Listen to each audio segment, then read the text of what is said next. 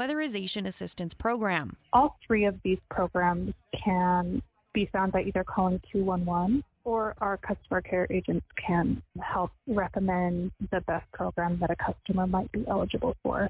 A new survey by Hop Energy says 35% of Americans are having trouble paying energy bills.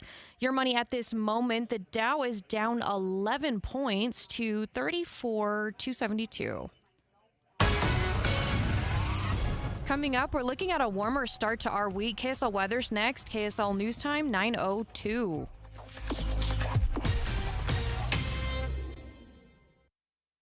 We have enough people running around Broadcast House at 4 in the morning to field a football team. Producers, reporters, the traffic team, and us. This is Tim and Amanda. Join us each morning from 5 to 9 on KSL News Radio. This time of year can be a lot, and it's natural to feel some sadness or anxiety about it. But adding something new and positive to your life can counteract some of those feelings. Therapy can be a bright spot amid all of the stress and change. Something to look forward to make you feel grounded, and to give you the tools to manage everything going on. Learning positive coping skills and how to set boundaries. It empowers you to be the best version of yourself. It isn't just for those who've experienced major trauma. If you're thinking of starting therapy, give BetterHelp a try. It's entirely online, designed to be convenient, flexible, and suited to your schedule. Just fill out a brief questionnaire to get matched with a licensed therapist and switch therapists at any time for no additional charge. Find your bright spot this season with BetterHelp. Visit BetterHelp.com/Salt Lake today to get 10% off your first month. That's BetterHelp, HELP.com/Salt Lake, and get 10% off your first month. Attention Wasatch Front businesses and property managers. Don't wait for bad weather to schedule professional snow service with GoPave Utah. Your complete parking lot safety starts at GoPaveUtah.com. Get ready, Utah. It's Medicare annual enrollment period, so why not make enrolling easier with United Healthcare? Whether you choose our online tools or over-the-phone support, United Healthcare will help you compare options so you can choose a plan with confidence. This is Medicare made for Utah, trusted everywhere. Explore our wide range of plans by calling United Healthcare today at 1-855-MEET-UHC. That's 1-855-MEET-UHC. Annual enrollment begins October 15th and ends December 7th, so call today. Hi, this is Cameron Rising. Growing up, summer break was the best, but I've learned that a lot of kids don't feel the same. That's because summer means their school breakfast and lunch won't be available. What's awesome is the food bank helps. Join me and Les Olson IT by giving food, time, or money. Take your donations to any Les Olson IT branch or the food bank, and find more info at lesolson.com/food. Let's support our community together. Mr. Clean, Mr. Clean. Of course I use Mr. Clean Magic Eraser to clean tough messes off my stovetop and bathtub. But then I discovered I can also use it to easily clean my patio furniture and even my shoes. I'm hooked. And when wipes won't cut it, I use Magic Eraser Sheets. They're thin and flexible erasers, perfect for everyday messes, like gunk on my counters and sinks. They really are magical. The reviews are in. Mr. Clean Magic Eraser and Sheets make cleaning look easy. Hi, what brings you to the clinic today? Oh, the baby's not feeling well. I think she might have a fever. Well, let's check her temp with the Exergen thermometer. You're right. These Exergen thermometers are very accurate. Reads 101.2. Oh, gosh. Well, that Exergen thermometer sure is fast and easy to use. Yes, and many doctors recommend Exergen for home use. Exergen thermometers, backed by over 100 clinical studies, are available at Walgreens and participating retailers. Learn more at Exergen.com.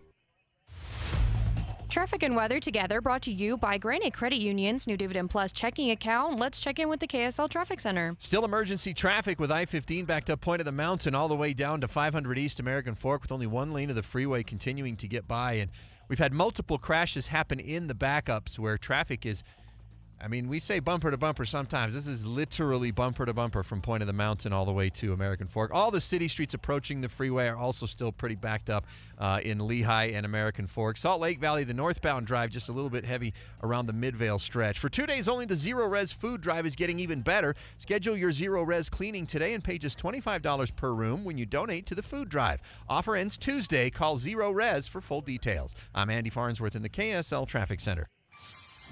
And for KSL weather, highs will be in the 60s today and tomorrow, and some light winds will join those slightly higher temperatures. Right now, it is 48 degrees and partly cloudy. I'm Alexandria Bonilla, KSL News Radio, 102.7 FM, 1160 AM, and KSLNewsRadio.com, Utah's news, traffic, and weather station. Dave and Dujanovic, your morning companions for talk, analysis, and key perspectives on Utah's biggest stories on KSL News Radio. I've met with members of the church all over the world. Oh, how I love you.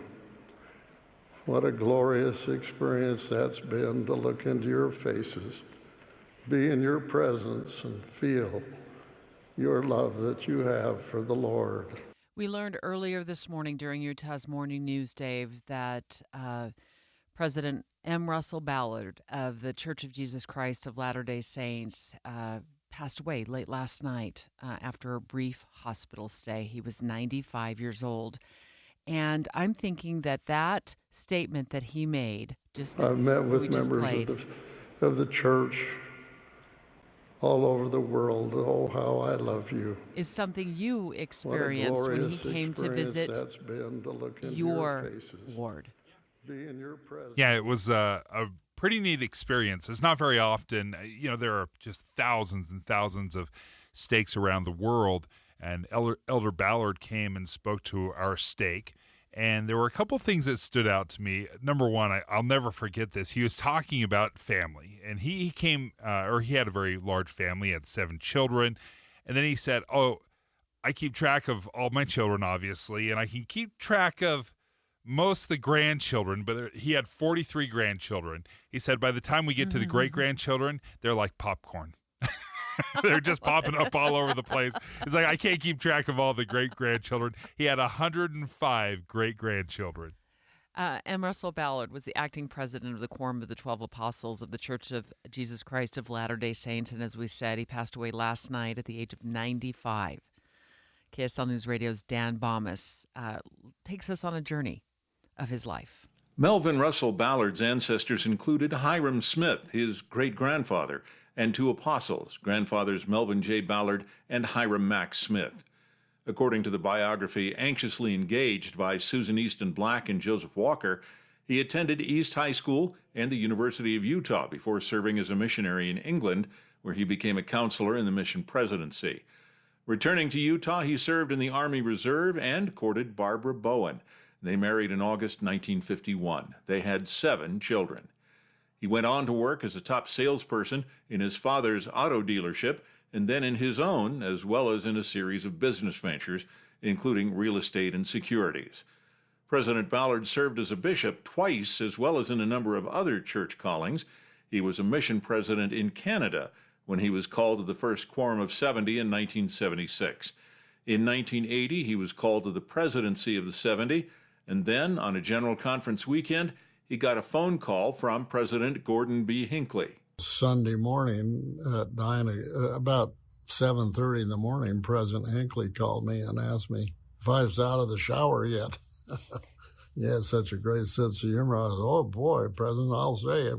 We're coming to conference. And he said, well, would you come by and see me at 9 o'clock in my office? Elder Ballard was called that day to become a member of the Quorum of the 12 Apostles. In 2018, he was set apart as acting president of the Quorum. His service as an apostle took him to every corner of the globe, but he told a General Conference session the most difficult challenge came with the passing of Sister Ballard in 2019. Barbara and I were blessed to live together for 67 years, but I've learned in a very real way what it means to weep for the loss of those we love. Oh, how I love and miss her. President Ballard said then he took comfort in the hope of the reunion that is at the center of Latter-day Saint teachings. Dan Bomas, KSL News Radio. Another little element there, a little detail I thought was interesting is you heard him. He was a great car salesman. Yeah. Back in the 50s, the late 50s, he had gone to the Ford Motor Company. And because he had been so successful selling cars, I can't remember if it was like an exclusive dealership, but anyway, he was able to sell the Edsel.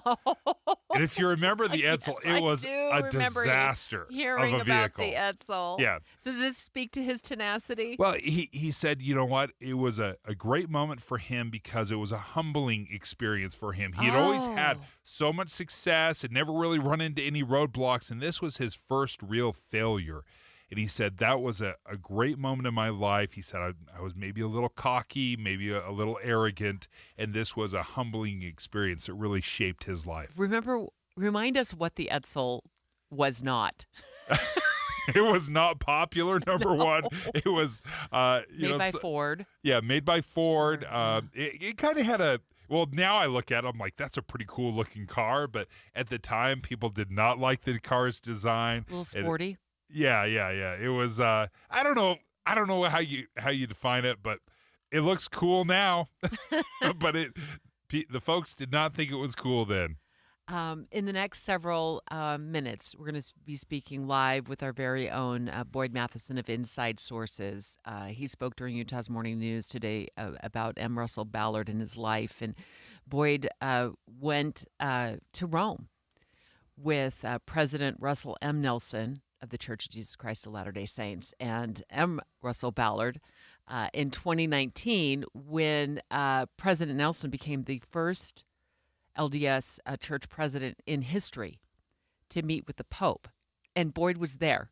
He wasn't actually in the meeting, but he was outside when the two walked out after quite a lengthy meeting with the Pope, 33 minutes, which is a lot longer than most have an opportunity to meet with the Pope. Also, KSL5 Television's Carol Mikita, religion reporter for a number of years, for many, many years, decades, for KSL5 TV, also calling in just a few minutes. We've also found that several social media accounts are now posting this latest video as a tribute to M. Russell Ballard. My service in the church has blessed me with many remarkable and special spiritual experiences. I'm a witness that the Lord directs His church to accomplish His purposes. I've received divine guidance far beyond my capacity.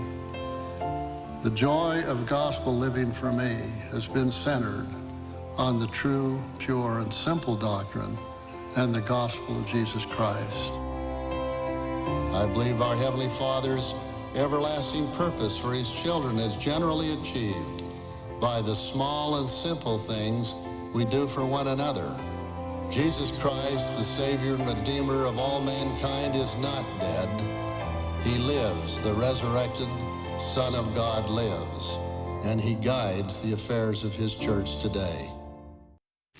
Dave and Dujanovic. Finally, Friday. Now you can hear Dave and Dujanovic 5 days a week. Starting in January, Dave and Debbie will be on Fridays at 9. Then the movie show from 11 to 1. On KSL News Radio. KSL is more than a news station. It's a meeting place. What an extraordinary and forgiving nature. I love stories like that. It's where neighbors and coworkers engage with the community. Where anyone can get the very latest news from Midvale to the Middle East. Police have located the vehicle. Mitt Romney says he's not considering another run for president. They've opened up that right lane of travel. This week, join the anchors and hosts Utah has relied on for generations. We have you covered at KSL News Radio. Hello, car donation hotline. Hi, I'd like to donate a car to the Utah Kidney Foundation. Are you in Utah? Awesome. Let's get some info and we'll send you a tow truck. But I want my car donation to benefit my neighbor in Farmington who needs a transplant. Are you in Utah? That's a no. I'm in SoCal, but you're still donating to charity. What charity? Doesn't matter. Yes, I want my donation to stay in Utah. Righteous dude. You need to call Tow Cars in Utah. Locals only, am I right? Oh, yeah. I remember tow cars with a K like kidney. It's on a billboard somewhere. TOWKARS.org. That's it. Towcars.org. If you'd like your vehicle donation to help Utah kidney patients in the Beehive State, please use the web address on their billboard, towcars.org, to donate your old car or truck. That's TOWK like kidney, ARS. Towcars.org. Some days, my active psoriatic arthritis makes it hard to get in the game. Now, the ball is in my court, thanks to treating my skin and joints with Skyrizi, Risankizumab Riza, a prescription-only 150 milligram injection for adults. Nothing is everything. Skyrizi helps with less joint pain, stiffness, swelling, and fatigue. For those who also have plaque psoriasis, 90% clearer skin is possible with just 4 doses a year after 2 starter doses. Don't use if allergic to Skyrizi. Serious allergic reactions and an increased risk of infections or a lower ability to fight them may occur. Before treatment, your doctor should check for infection and tuberculosis. Tell your doctor if you have an infection or symptoms such as fever, sweats, chills, muscle aches, or cough, or if you plan to or recently received a vaccine. With Skyrizi, there's nothing like clearer skin and better movement, and that means everything. Ask your doctor today about Skyrizi and visit Skyrizi.com or call 1-866-SKYRIZI to learn more. Is your payment too much? Is your interest rate too high? Are you just driving a car you don't love? I'm Josh Osborne with Volkswagen Southtown, and it's time to switch and save. Switch and save your way at Volkswagen Southtown. Get a low sign then drive lease and pay $0 down and $0 next month. Or switch your rate and get as low as 3.9% for 72 months. Or save by getting $1,000 more for your trade. Don't miss out. Switch and save at Volkswagen Southtown. Visit VWSouthtown.com. Financing through VCI OAC. Cypress Credit Union has got the ease and expertise for all your business needs. Ask Cypress about payroll and HR resources, payment processing systems, lending needs, and more. Visit cypresscu.com. At Intermountain Primary Children's Hospital, we made a bold promise to build the nation's model health system for children. Join us in realizing our vision for the future of pediatric care. So together, we can expand primary children's impact and ensure every child has access to the right care at the right place at the right time. For a century, Primary Children's has kept the child first and always. Help us continue to do so for the next 100 years. To get involved, visit primarypromise.org. With the 3 things you need to know this hour, I'm Tim Hughes. First, President M. Russell Ballard, acting president of the Quorum of the 12 Apostles of the Church of Jesus Christ of Latter-day Saints, has died at the age of 95. Second, a crash on southbound I-15 right before American Fork has caused major traffic delays, almost backed up to the Salt Lake Valley. And third, the University of Utah head gymnastics coach Tom Farden has been placed on administrative leave over new allegations. We're going to shoot for a high today of 64 degrees, and right now in Salt Lake City, it's 50. Let's get you back to David Dujanovic on KSL News Radio. I went and saw the eye doctor, and I said, I can't see the teleprompter. He said, well, your eyes are old, and they're not going to change, so I'll do the best I can. That was President M. Russell Ballard poking fun of his age at General Conference last month, and it's something he did not run from. Dave, he's 95 years old. We learned early this morning that Russell Ballard, did I say Nelson? Okay, Ballard. Sometimes that can get a little confusing. And Russell M. Yeah, no, we've been struggling with that for years, Deb. You're not alone. Okay, yeah. So it's President Russell M. Nelson of the Church of Jesus Christ of Latter-day Saints, but it is M. Russell Ballard, who was president of the Quorum of the 12, yeah. He was the acting president. Acting president who poked fun of his age at General Conference last month. He died last night at the age of 95. I remember one time he was speaking to our stake specifically. So often when you hear from Elder Ballard, it was at General Conference. Well, we were lucky enough to hear from him just in kind of a more intimate, smaller setting of, 1,000 people in the stake. Was this up in Davis County? Yeah, it was in Kaysville. And there were several things that stood out that I'll never forget. But one specifically, he was always talking about his grandkids, his great grandkids, and he said he loved taking grandkids to movies because he said that's where I get the best naps. He loved to nap. He's like, it's cool, it's dark, it's relatively quiet. No one wants to talk to Grandpa. But that was always a cute story. Boyd Matheson from Inside Sources also in studio with us right now to talk about the legacy of M. Russell Ballard. And you had, I would say, the honor of going to Rome back in 2019 with President Nelson and also M. Russell Ballard to meet with the Pope. You weren't in that meeting, but you were so close to being in that meeting. Give us your impressions of his life.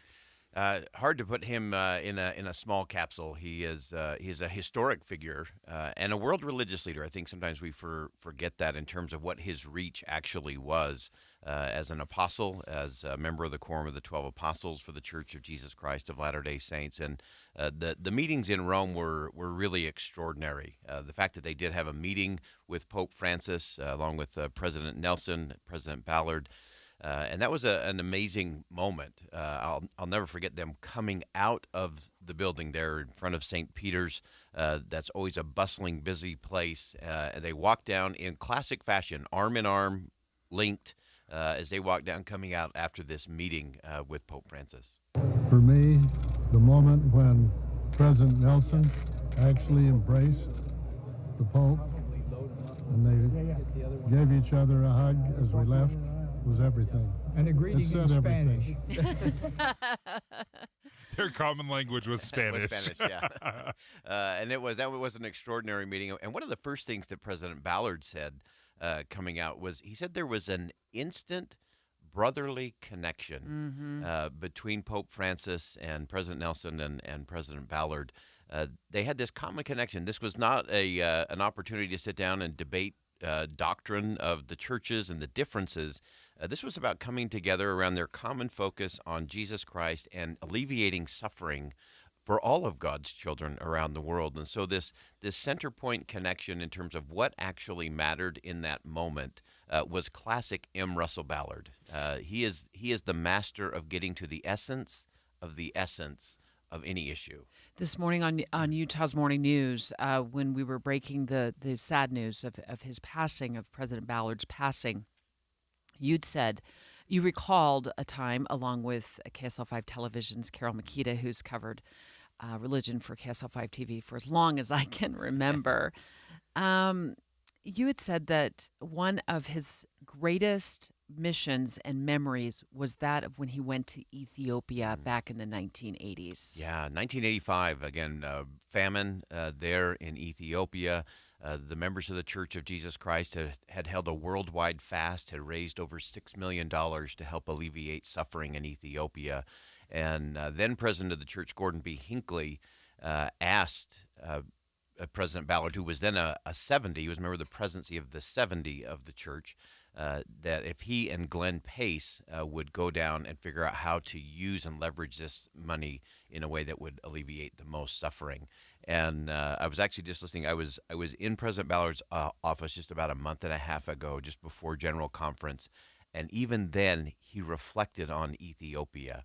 He said, President Hinckley said, "We need you to go down." And he said, "President, when would you like me to go?" And President Hinckley said, "Russ, I want you to go today." Oh, my goodness. He said, "We can't go today because we have to get some shots." 4 days later, they were on their way. Well, I think, Boyd, it's hard for people maybe nowadays to understand what was going on in Ethiopia at the time. And this is pre-social media, too. We're talking the 80s. So getting word out to the rest of the world of what was happening with famine and drought and extreme conditions and death of at least 1 million people at that time. Ethiopia needed the world's help. They did. And a lot of us didn't know about that because there wasn't really a way to reach us back then. Today it's through Twitter or it's through TikTok or Facebook, but back then it was like, my goodness, these people are suffering to an extreme. Yeah. And the church stepped in. Yeah. And even that, Debbie, is so interesting. The fact that they raised $6 million in that short window of time, get no social media, no PayPal. Back in that time? That was an extraordinary amount from a very much smaller Church of Jesus Christ at that moment. And then they did what they have done over and over, and where President Ballard was so influential in linking with Catholic Charities and other organizations and saying, we're going in to alleviate suffering. And this was one of those where you go in and you think you're going to help someone else. I think this transformed President Ballard in powerful ways. You have earned empathy, and he still had in his office pictures of him in Ethiopia. It shaped his ministry. It shaped his way. It shaped the way he looked at anyone and everyone who was suffering. whether they were suffering from famine in Ethiopia, whether they were a struggling single mom in Argentina, whether it was someone in Japan that was having a family crisis. He understood human suffering in a unique way, and it was part of his mission and his ministry to lift that person up one at a time. A one-by-one ministry, I think, is really the hallmark of M. Russell Ballard. To put some of this into perspective, and I think so often we look at some of these elder statesmen, the apostles, or even the president of the church, who's 99 years old, and to understand how long they served. He started as a general authority when he was 45 years old. That's 3 years younger than I am right now. And for the next 50 years, the next 5 decades, he continues to serve in some capacity, many of which were as an apostle to the church. But 95 years old, and the schedule that he would keep is staggering. Staggering. And he never felt more urgency than he did in his 90s. He felt he was going 100 miles an hour. We were in Sharon, Vermont, the birthplace of the prophet Joseph Smith. And, of course, that's his family legacy and that deep connection with Joseph and Hiram. So to be in the birthplace there, and he talked about them, and he has these busts of them in his office. And the way he framed it was so classic M. Russell Ballard. He said, I can just hear him saying, come on, boy, get going. You got to tell the world. And he was in his 90s, and he still feels like he's this little boy with this big mission ahead of him, and there's an urgency to get out there because it was always about making a difference. I shared earlier in the day today just some of the moments of watching him interact with the clerk behind the counter, the waitress at the restaurant. He was always about the one. In fact, I think his 7 children often joked that they were always late to everything because he would start talking to everyone because he wanted that moment. That was part of his ministry, was to make that human connection, alleviate personal suffering in any way that he could. He just understood that in a most powerful way. He missed his wife. Oh, it makes he miss his wife? I get choked up. I'm looking at a photo of them together, and she passed away in 2018, I believe. They were together 67 years. And a remarkable romance. And so sweet. Just sweet and powerful. They were. Sometimes we don't get to know the wives of some of the senior leaders of the Church of Jesus Christ. They are powerful and extraordinary in their own right, and the ministry they do together is amazing. And Barbara Ballard was just that. They were equals in every way, and he missed her immensely. I mean, there was an earned empathy that President Ballard gained during especially that first year after she had passed. That again, I think gave him that earned empathy as he looked into the eyes of so many people around the world, inside the church and outside of the church. I think we vastly underestimate his reach and his influence to people outside of the Church of Jesus Christ of Latter-day Saints. But that earned empathy after the loss of his wife, Barbara, again, shaped the final years of his ministry. And actually, he kind of doubled down his effort that he needed to just keep going. I've never met someone in their 90s so forward-focused. He was always looking at what's next, and we got to pick up the pace, and always getting it down to what matters most. He would always say that complexity is dangerous, simplicity is powerful, and he was looking at how do we get to the most simple thing, the most important thing, and if we can get that done, that's a good day. Boyd Matheson, thank you for your insights on the passing of M. Russell Ballard. Carol Makita, KSL5 Television's religion reporter for a number of years, is calling the show in just a few minutes. Here's President Ballard speaking about his late wife. And it's been a long 2 years. And people ask me how it is, and I say it's terribly lonesome at night. But I know where she is. She's waiting for me. I hope.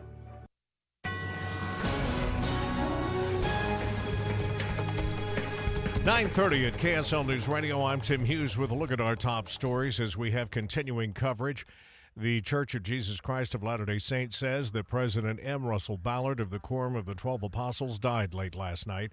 President Ballard joked about his age in a general conference talk just last month. I went and saw the eye doctor, and I said, I can't see the teleprompter. He said, well, your eyes are old, and they're not going to change, so I'll do the best I can. President Ballard was 95 years old. On that announcement this morning, President Ballard told the Church News 2 years ago about what mattered most to him in his life. What is it, 45 years that I've been a general authority? I've covered the world. There's not very many places I haven't been. But the greatest thing probably that ever happened was finding her and marrying her. President Ballard's wife, Barbara Bowen Ballard, died in 2018. David Dujanovic will have continuing coverage for you coming up right after we check traffic and weather. But our top national story this hour from ABC News. Speaking of traffic, we had a real nightmare in the northern half of Utah County this morning on the southbound lanes of I-15. And it's a similar scene in California on Interstate 10 because of a fire over the weekend that burned a section of the road. The inferno erupting in a storage yard housing flammable pallets, trailers, and cars. Wind pushed the heat and flames under the freeway and across the street, igniting a second storage yard. The flames burned through the equivalent of 6 football fields. It took more than 160 firefighters to put out the flames. The governor says the company storing the material under the bridge has violated its lease. Contractors are now testing the hazardous material. California's transportation secretary says storage yards under highways are common across the state and the country. He says now the practice will be reevaluated. ABC's Allison Kosick says California Governor Gavin Newsom declared a state of emergency. Your money at this moment, it's mixed on the markets. The Dow is up 49. The S&P is basically flat. It's off less than a point right now. The NASDAQ is down about 15 points. Coming up, we've got a really warm November day. Matter of fact, it's going to stay this way through midweek. It's the old warm before the storm. We'll take a look at your forecast next. KSL News Time, 9:34. Early mornings can be hard enough, just getting yourself going. We try to make it a little easier with news and weather from comfortable, trusted anchors and reporters. Join us on Utah's Morning News between 5 and 9 on KSL News Radio.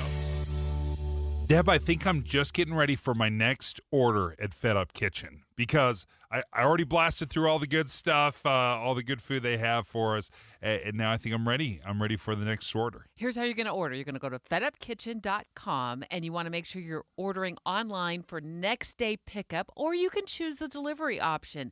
And here's what you're going to get. Healthy meals already prepped for you in those really cool meal prep containers. You just put your order right in your kitchen at home, take it out when you're ready to eat, and then you heat it up and you eat it up. Yeah, these are delicious, high-protein, low-carb, low-fat meals with no sugar added to their meals. You can order these as you described, Debbie. Either pick them up yourself or they will deliver them to you. I love the muffins. Can I just tell you how much I loved the muffins? And those cookies are delicious. And they were filling, you know. I just felt so like full of nutrients, delicious. Also that turkey chili cheese fries little dish, yum, yum, yum. Had that for lunch one day, and it was delish. Yeah, and they're changing constantly these delicious recipes, so you'll never get bored with them. There's always a ton of options. All you have to do is go to fedupkitchen.com. Is shopping for medical supplies online leaving you feeling intimidated and overwhelmed? Hi, I'm Jay Broadbent with Alpine Home Medical. I want to share a real customer story with you. The moment I walked into Alpine, I felt cared for. They pulled me into a private room, and the Alpine professional happily set up my CPAP machine, explaining everything I needed to know. The service didn't stop there. After I went home, Alpine called me a week later just to check on me.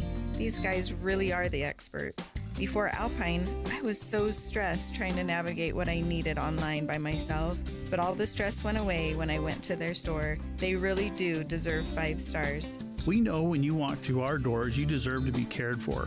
Stop by any of our 11 locations and discover the Alpine Home Medical difference. When you need assistance, we're here for you. Alpine Home Medical, we bring wellness home. AlpineHomeMedical.com. Tonight at 10, are protective orders working? Armed abusers are incredibly dangerous. Protective orders are designed to keep guns out of the hands of abusers. I am a mother that is trying to raise my children in a state where they should feel protected. A KSL investigation reveals gaps in how those protections are being carried out. Domestic violence and firearms, tonight on KSL 5 News at 10. From a recovery program to a place to lay your head at night, with breakfast, lunch, and dinner served every day. Please help the rescue mission of Salt Lake. Visit rescuesaltlake.org. Holiday stories from Shane Company customers. My 3 girls are coming home for the holidays. I created a gemstone necklace for each of them at Shane Company. Gracie loves yellow, so I chose citrine for her. For Ava, I chose blue topaz. It's known to bring clarity. And for Lexi, I went with her birthstone, amethyst. Each gift is unique, just like them. Personalize your gift with rare and vibrant gemstones sourced from around the world. 'Tis the season to shine. Shane Company. Fine jewelry since 1929. Traffic and weather together, brought to you by Granite Credit Union's new Dividend Plus checking account. And Heather Kelly, I guess we've got emergency traffic that may stretch on into the morning. Yeah, it certainly will. This is in Utah County. It's due to a crash southbound I-15 at 500 East in American Fork. Right now, only one left lane of the freeway remains open. And we've heard from UHP that it may take up until 11 a.m. before they open up all the rest of the lanes of the freeway. This is traffic backed up 9 miles to the point of the mountain. All the surrounding city streets, especially Pioneer Crossing, SR 92, that's Timpanogos Highway, and State Street are all overly congested. So all of this is taking more than an hour to get through the northern half of Utah County. Is the IRS harassing you? Are tax problems ruining your life? Let Utah tax attorney Jordan Wilcox help. Visit taxhelput.com. That's taxhelput.com. Heather Kelly in the KSL Traffic Center. We could get to 64 today. How about 65 tomorrow and Wednesday? And then a small storm system moves in that could bring a few rain showers Thursday through Saturday. Temperatures by the end of the 7-day period are going to be back down in the mid-40s for highs. And right now we're there, 48 degrees in Salt Lake City. At KSL News Radio, 102.7 FM, 1160 AM, and KSLNewsRadio.com. Utah's news, traffic, and weather station. Dave and Dujanovic. President M. Russell Ballard died last night at the age of 95, and he did not run and hide from the fact that he was getting older. I went and saw the eye doctor, and I said, I can't see the teleprompter. He said, well, your eyes are old, and they're not going to change, so I'll do the best I can. 95 years old, had served in the church for the last 50 years, since he was 45 years old, 5 decades of service, an incredible impact for the Church of Jesus Christ of Latter-day Saints. And Carol Makita joins us right now. And Carol, I would imagine you've had quite a few encounters with Elder Ballard. I have. I'm reflecting on those times. And as I said earlier, this was a man who not only was part of historic moments in the Church of Jesus Christ of Latter-day Saints, but part of the history of the church, because he was a direct descendant, great-great-grandson of Hyrum Smith, Joseph Smith's brother, and his great-grandfather was president of the church, Joseph F. Smith. And so he was very aware of his role and his responsibility. He would talk about it often. And the other thing is that there were moments, as in 2019, when he and President Nelson visited with Pope Francis at the Vatican.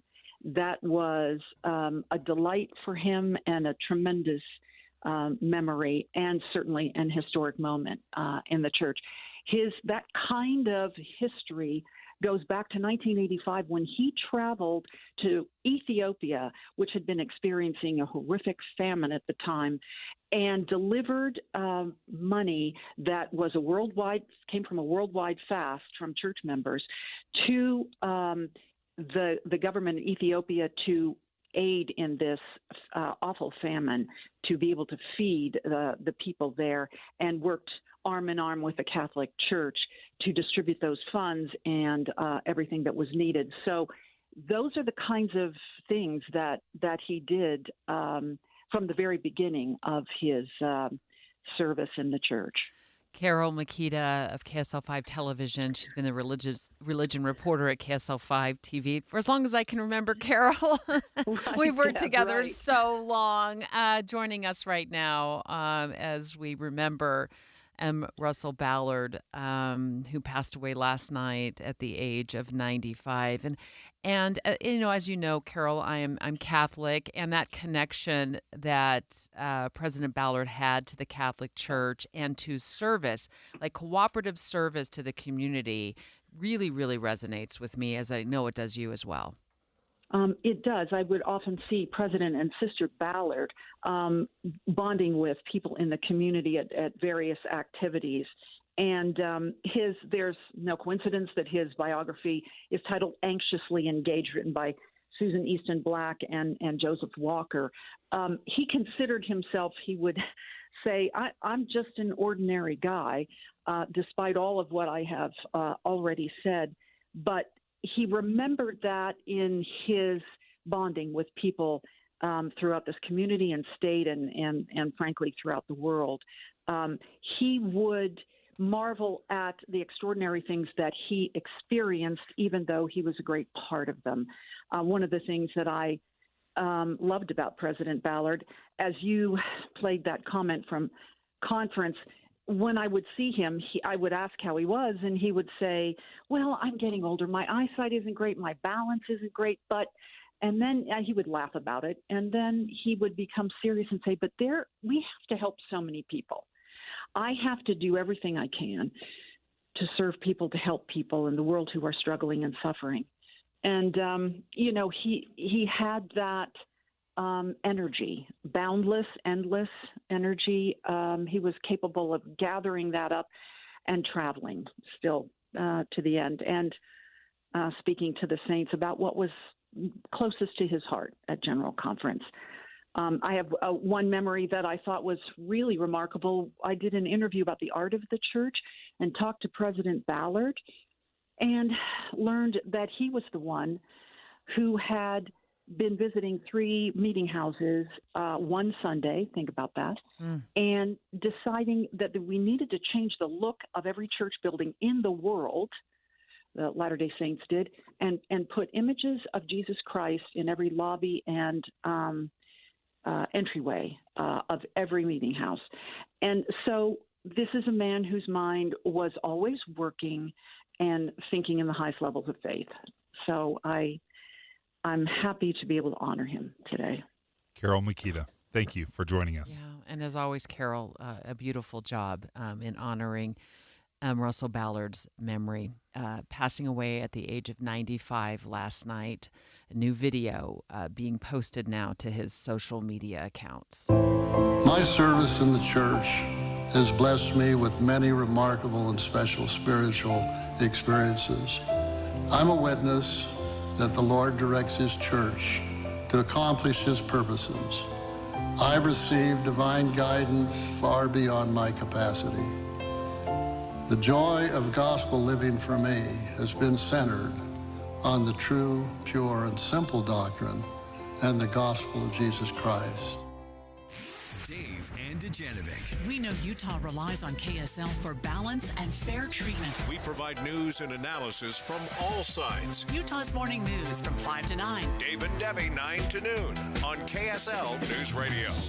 The Zero Res Food Drive is on. All this month, schedule a cleaning with Zero Res Carpet Cleaning, make a donation at the time of service, and you'll pay just $25 per room. Each year, Zero Res collects between 2,000 and 3,000 pounds of food during the food drive. And with your help this year, they could do even more. Zero Res is the only no-residue carpet cleaner in the area. With their ZR water, there's no soaps, no shampoos, and no residue left behind. So your carpets stay cleaner longer. Plus, with a no-residue cleaning, you don't have to worry about any nasty chemicals left behind either. Zero Res is safe for people, pets, and the planet. Schedule your cleaning today. The $25 sale ends Tuesday. You don't have to clean today, but you do have to get on the schedule. $25 per room for a Zero Res carpet cleaning when you clean in November and participate in the Zero Res food drive. But this rate is only good if you schedule before the end of the day on Tuesday. For more info, restrictions, and to schedule, visit zerores.com.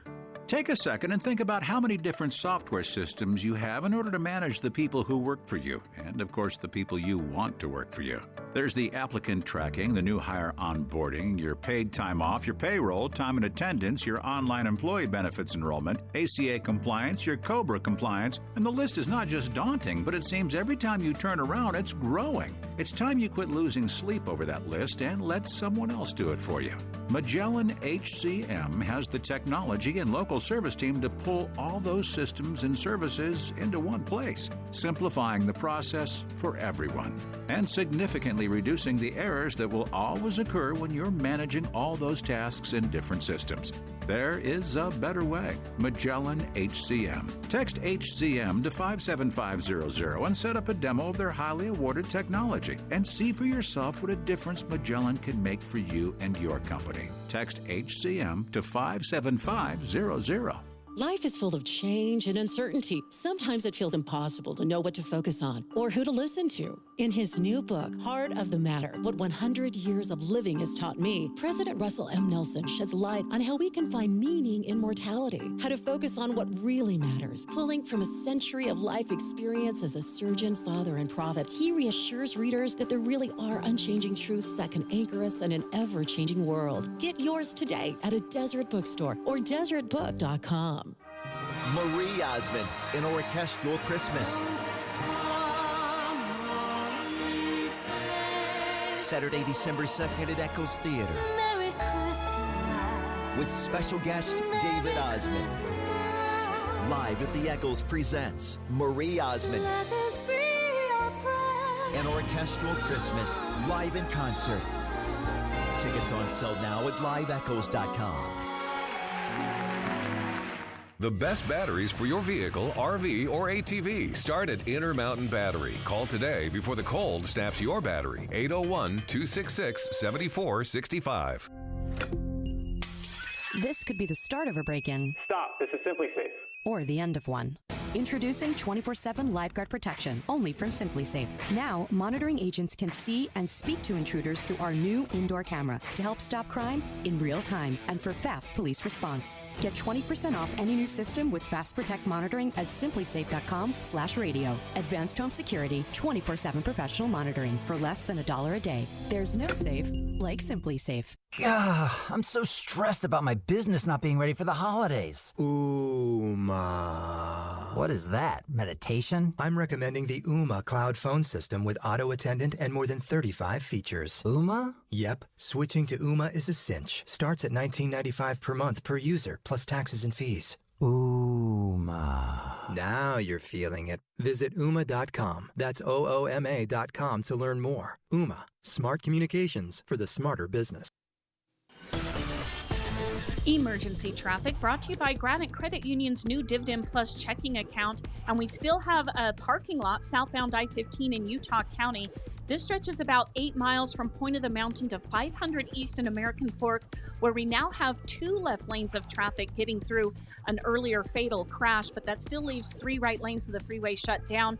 Hopefully within another hour, they'll have most of the lanes open, but that's causing huge delays on city streets trying to get to I-15, as well as on I-15 itself. Heather Kelly in the KSL Traffic Center. With the 3 things you need to know this hour, I'm Tim Hughes. First, President M. Russell Ballard, acting president of the Quorum of 12 Apostles of the Church of Jesus Christ of Latter-day Saints, has died at the age of 95. Second, a suspect now in custody following a shooting that killed one and wounded another in Ogden over the weekend. And third, over a third of Americans say they're having trouble paying their energy bills. We'll look for a high today of 64 degrees. We're on our way now with 48 in Salt Lake City. As we get you back to David Dujanovic on KSL News Radio. Dave and Dujanovic. Dave and Dujanovic. We have a somewhat strange story. We're just gathering details on developing in the nation's capital, where many news organizations, including NBC News, CNN, the New York Times, reporting that a Secret Service agent who's protecting the president's granddaughter opened fire during a car break-in of a government vehicle. I believe it happened overnight. We're going to get into more details in just a second. What really stands out to me, Debbie, is that when somebody is breaking into a vehicle or a home, home maybe is a bad example, but at least a vehicle, you don't see a use of force. Guns drawn, firing. I don't know if it's a warning shot in the air, if the Secret Service was actually firing at these individuals. And what was it in that vehicle that was so important that it would have that kind of response? Not a human. It wasn't a human because it's being reported that the vehicle was unoccupied. So let's walk through some of these vehicles, and this is straight from the New York Times. I might read some of this verbatim, in fact, quoting Glenn Thrush's reporting there out of Washington, D.C. Secret Service agent guarding one of the President Biden's granddaughters fired at 3 people seen breaking into an unoccupied government vehicle in Washington late Sunday, but did not appear to have hit them with a bullet, of course. And that's according to a senior law enforcement official. And he says that 3 people remain at large, and there's no indication that they knew the vehicle was part of a protective detail for Mr. Biden's granddaughter, Naomi. Now, she's an attorney. She's married. She lives in Georgetown. And it just from the reporting here, Dave, it seems as though that unmarked Secret Service vehicle was parked maybe somewhere near her home when there was an attempted break-in. Where's this at again? And actually, they did smash the window in Georgetown. In Georgetown. Mm-hmm. So I don't know. I guess I'm kind of chuckling a little bit that if you see a big black vehicle in D.C., with the windows smoked out.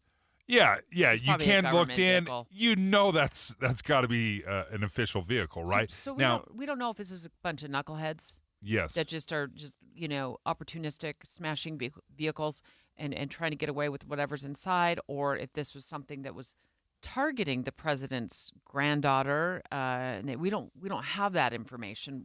These individuals, there's 3 of them, they got away. They escaped in a red car, so somebody saw something and reported it was a red vehicle, and they have not been caught yet.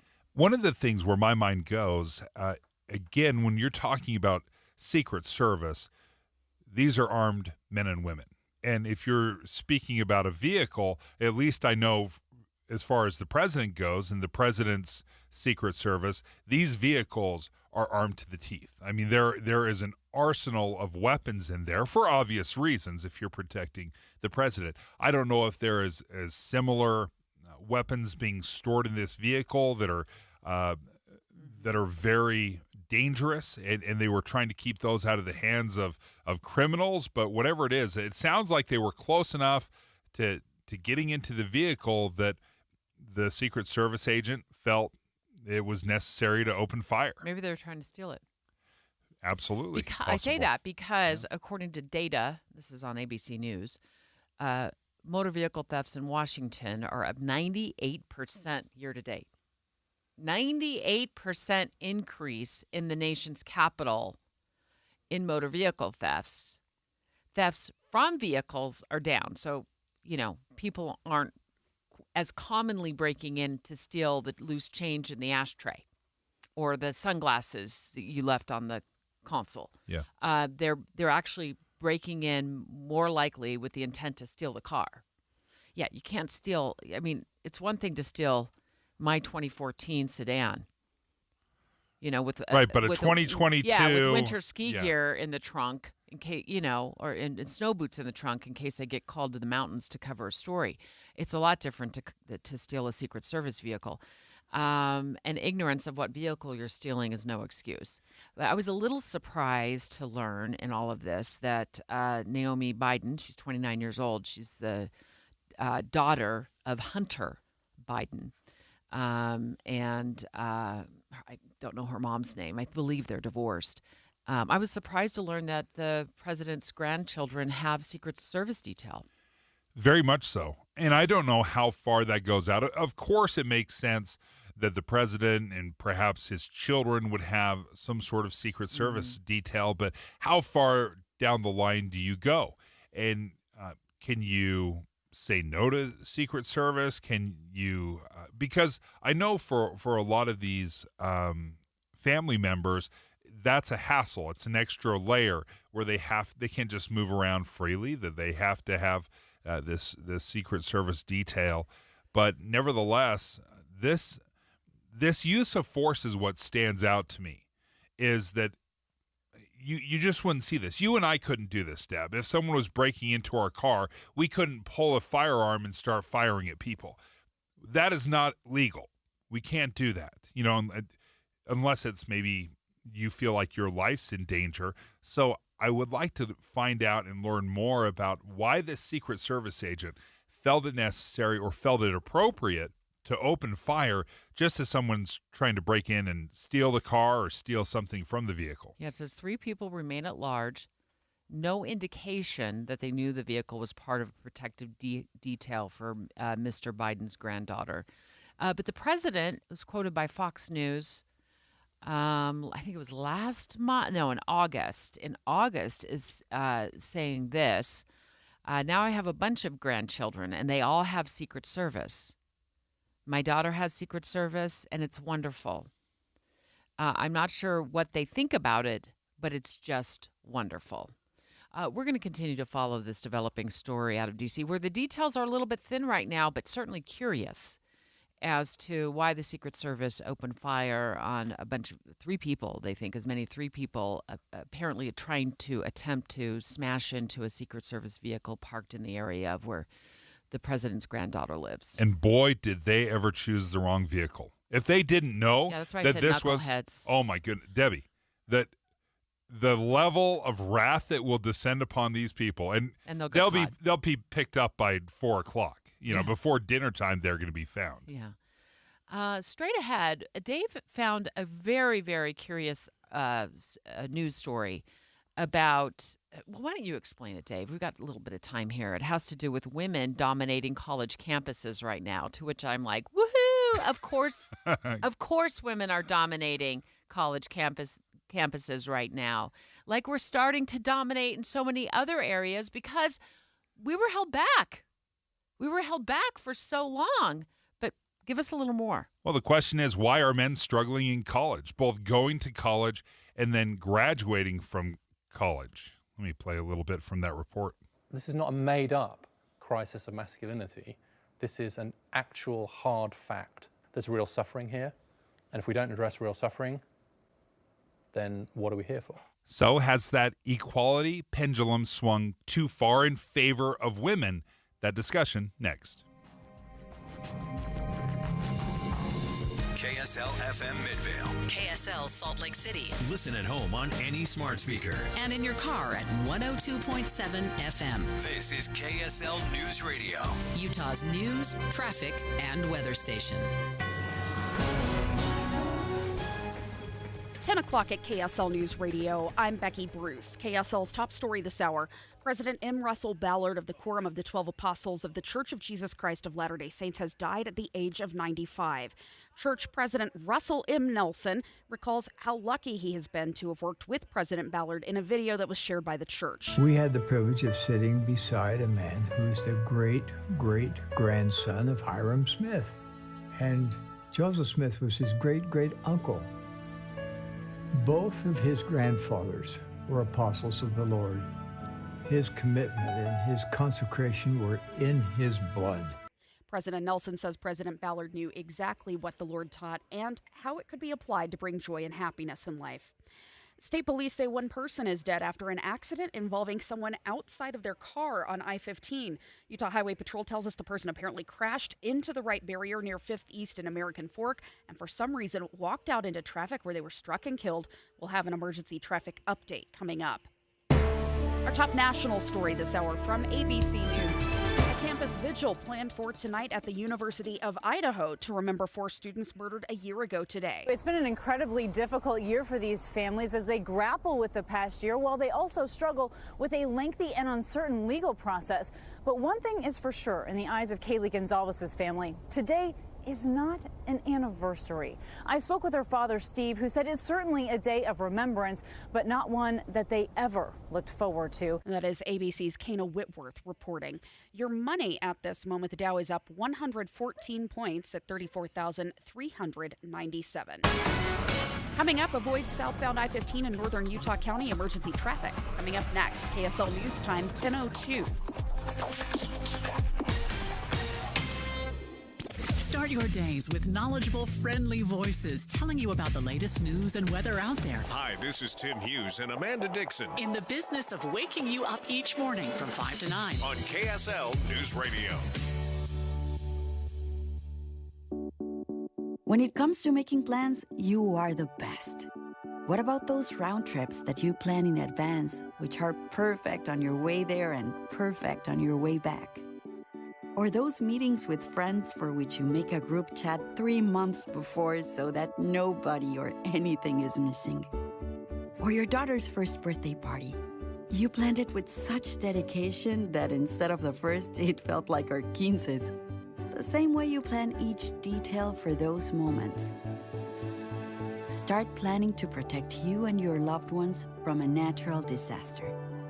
Sign up for local weather and emergency alerts. Prepare an emergency kit and make a family communications plan. Protecting your family is the best plan you can make. Get started at ready.gov/plan. Brought to you by FEMA and the Ad Council. Getting help with plumbing repairs is easier than you think. All you have to do is call Any Hour Services or schedule an appointment at anyhourservices.com. No one helps more homeowners than Any Hour Services. At Intermountain Primary Children's Hospital, we made a bold promise to build the nation's model health system for children. Join us in realizing our vision for the future of pediatric care. So together, we can expand primary children's impact and ensure every child has access to the right care at the right place at the right time. For a century, Primary Children's has kept the child first and always. Help us continue to do so for the next 100 years. To get involved, visit primarypromise.org. Traffic and weather together. Actually, let's escalate that up to emergency traffic right now. Traffic and weather together brought to you by Granite Credit Union's new Dividend Plus checking account. Here's Heather Kelly. Well, we still have several miles of delay, about 7 miles southbound I-15 as you approach SR 92 in Lehigh, all the way down to 500 East in American Fork. This is due to an earlier crash. It happened about 3 hours ago. Right now, there are 2, possibly 3 left lanes now open, but you still have a couple of right lanes closed at 500 East in American Fork, so that's what's backed up all the traffic. And there have been several other crashes in the backup as well, people not paying attention to the stop traffic in front of them. All the city streets leading to I-15 in northern Utah County also at a standstill. For 2 days only, the Zero Res Food Drive is getting even better. Schedule your Zero Res cleaning today and pay just $25 per room when you donate to the food drive. Offer ends Tuesday. Call Zero Res for full details. Heather Kelly in the KSL Traffic Center. Sunny, warmer than usual today, 64 degrees for the high. Tonight's low 43, then clear tomorrow and 64 again. Right now it's partly cloudy and 55 degrees. I'm Becky Bruce, KSL News Radio, 102.7 FM, 1160 AM, and KSLNewsRadio.com, Utah's news, traffic, and weather station. Dave and Dujanovic, your morning companions for talk, analysis, and key perspectives on Utah's biggest stories on KSL News Radio. Dave found a story that he's very, very passionate about talking about. And so that's how we're going to start the 10 o'clock hour. Women dominating college campuses right now. If you are female, you're much more likely to get a college degree. That's what the statistics show. 57% of degrees are going to women compared to 42% for men. It's a 15-point difference. Yeah, that's a huge difference. And this is a problem. I'm not sure what caused the problem, and I think that's part of where I think our discussion will go. But women are attending school at a much higher rate. at least 25% more. Think of this. There's 2.2 million more women attending college right now than men. Millions more are attending college. And why is this a problem, or what's the problem here? Why are men becoming so disenchanted with college? Why do they feel like they can't maybe succeed in college? Have we been putting our fingers on the scales for too long, trying to promote women to go to college and go into the STEM fields? Have we been putting our finger on the scales for too long? I'm not entirely certain, but the fact that men are deciding, and it's a total decision, to not go to college, not get a degree, is a problem. By a significant number. Huge numbers, by millions. Yeah. I'll just give you my quick take right off the bat here, and then we can talk this out in a minute if you want to, more in depth. But I think that women, we are fulfilling our destiny.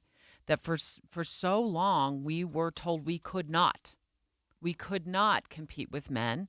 We couldn't even have our own bank accounts without having a cosigner be a man, until like about the 1970s. A woman could not have her own bank account.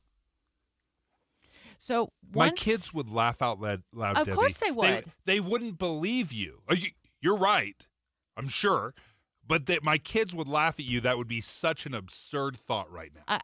And once we won that right and so many other rights, it's like we're not looking back, folks. We're gonna keep going. We're gonna keep going, and we're gonna go where our heart, our soul, and our minds take us, and there's nothing gonna stand in our way. And that's where I think we're at. CBS This Morning went in depth on the growing divide between women and men in college. It wasn't so long ago that men enjoyed a clear advantage in American society. But these days, a different story is emerging. Men and boys falling behind, and sometimes into despair. And back in 1972, men were 13 percentage points more likely to earn a college degree. Then you enter Title IX. Women are now 15 points more likely to earn a degree. And colleges aren't quite sure what to do with this, Dave. Yeah, and Debbie, when you described that, it really stood out to me that Title IX comes in, and now the pendulum has swung to a point where it was even worse for men than it was for women in 1972. And Title IX put us on equal footing.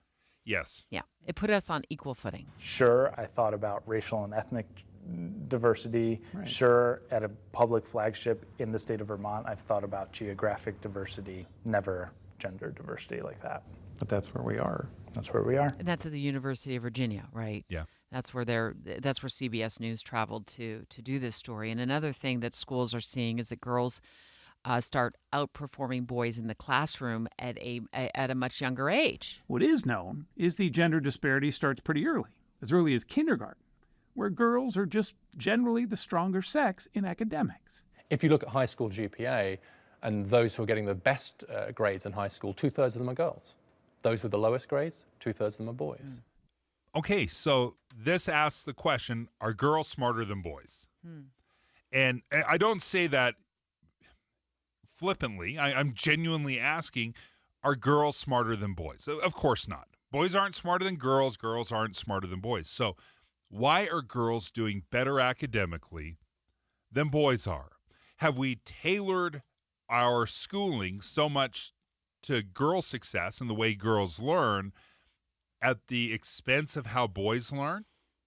That's what concerns me. And I think that's why we need to have a serious conversation about this, because we shouldn't be celebrating that women are earning a degree, 15 percentage points more than men. And absolutely equality. Women were held down, to your points, Debbie. That in a very unfair way and doesn't make any sense now. Well, in a way we don't remember and give much credit to now. Right. But we're talking in my lifetime. Yes. In my lifetime, these things. And I think back and I think about like my grandmother's mom. My grandmother's mom couldn't vote until she was probably in her 30s. But the men were all voting. Yeah. But see, now that the roles are reversed, it's like, whoa. Now we got to look at why it's happening, why this is going on. And I agree, Dave. And I have kids, girls and a boy, all in their 20s now. And I was thinking about your question. There's a lot of questions here about, are we teaching kids differently at an early age? And is that what's leading to the situation in college? We're not as many boys are going to college or men are going to college. Well, I have a daughter and a son who both graduated with bachelor's degrees. So I can't really weigh in on that. And then I have one daughter who got a 2-year degree. Mm-hmm. So I don't know what everybody else's experience is. Both of my kids who got their bachelor's degrees seem kind of equally, academically balanced.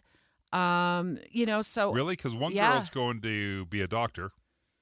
Well, my son's really smart. Oh no, I get it. It's just because he's a firefighter and moving up doesn't mean he's not any more academically smart. Or they're really actually very quite. And we talk about this. They're really equally academically driven. But academically speaking, I think just because you're a doctor doesn't make you any more intelligent than a firefighter, or you want to be a doctor. You could be just as smart and not go to college. I understand that, but if we're measuring it by college degrees, a pre-med degree, or moving on to go to be a doctor, that's it. That's probably the highest or one of the highest end degrees that you can get. I'm not sure that's. Are you debating that? Do you think that's I'm just saying I don't come from this from a perspective that I'm seeing this, because in my own home, both of them were when I talk about the two that have the bachelor's degrees, were very equal in my view in terms of academic knowledge and the support they got throughout grade school and high school. So I don't really see that experience, but maybe other people do. Maybe, and that's my bias. I would look at a pre-med degree, and I don't know what CJ graduated in, but if I looked at my degree or what I was going into, a communications degree, I look at the pre-med and I'm thinking, that's way better than mine.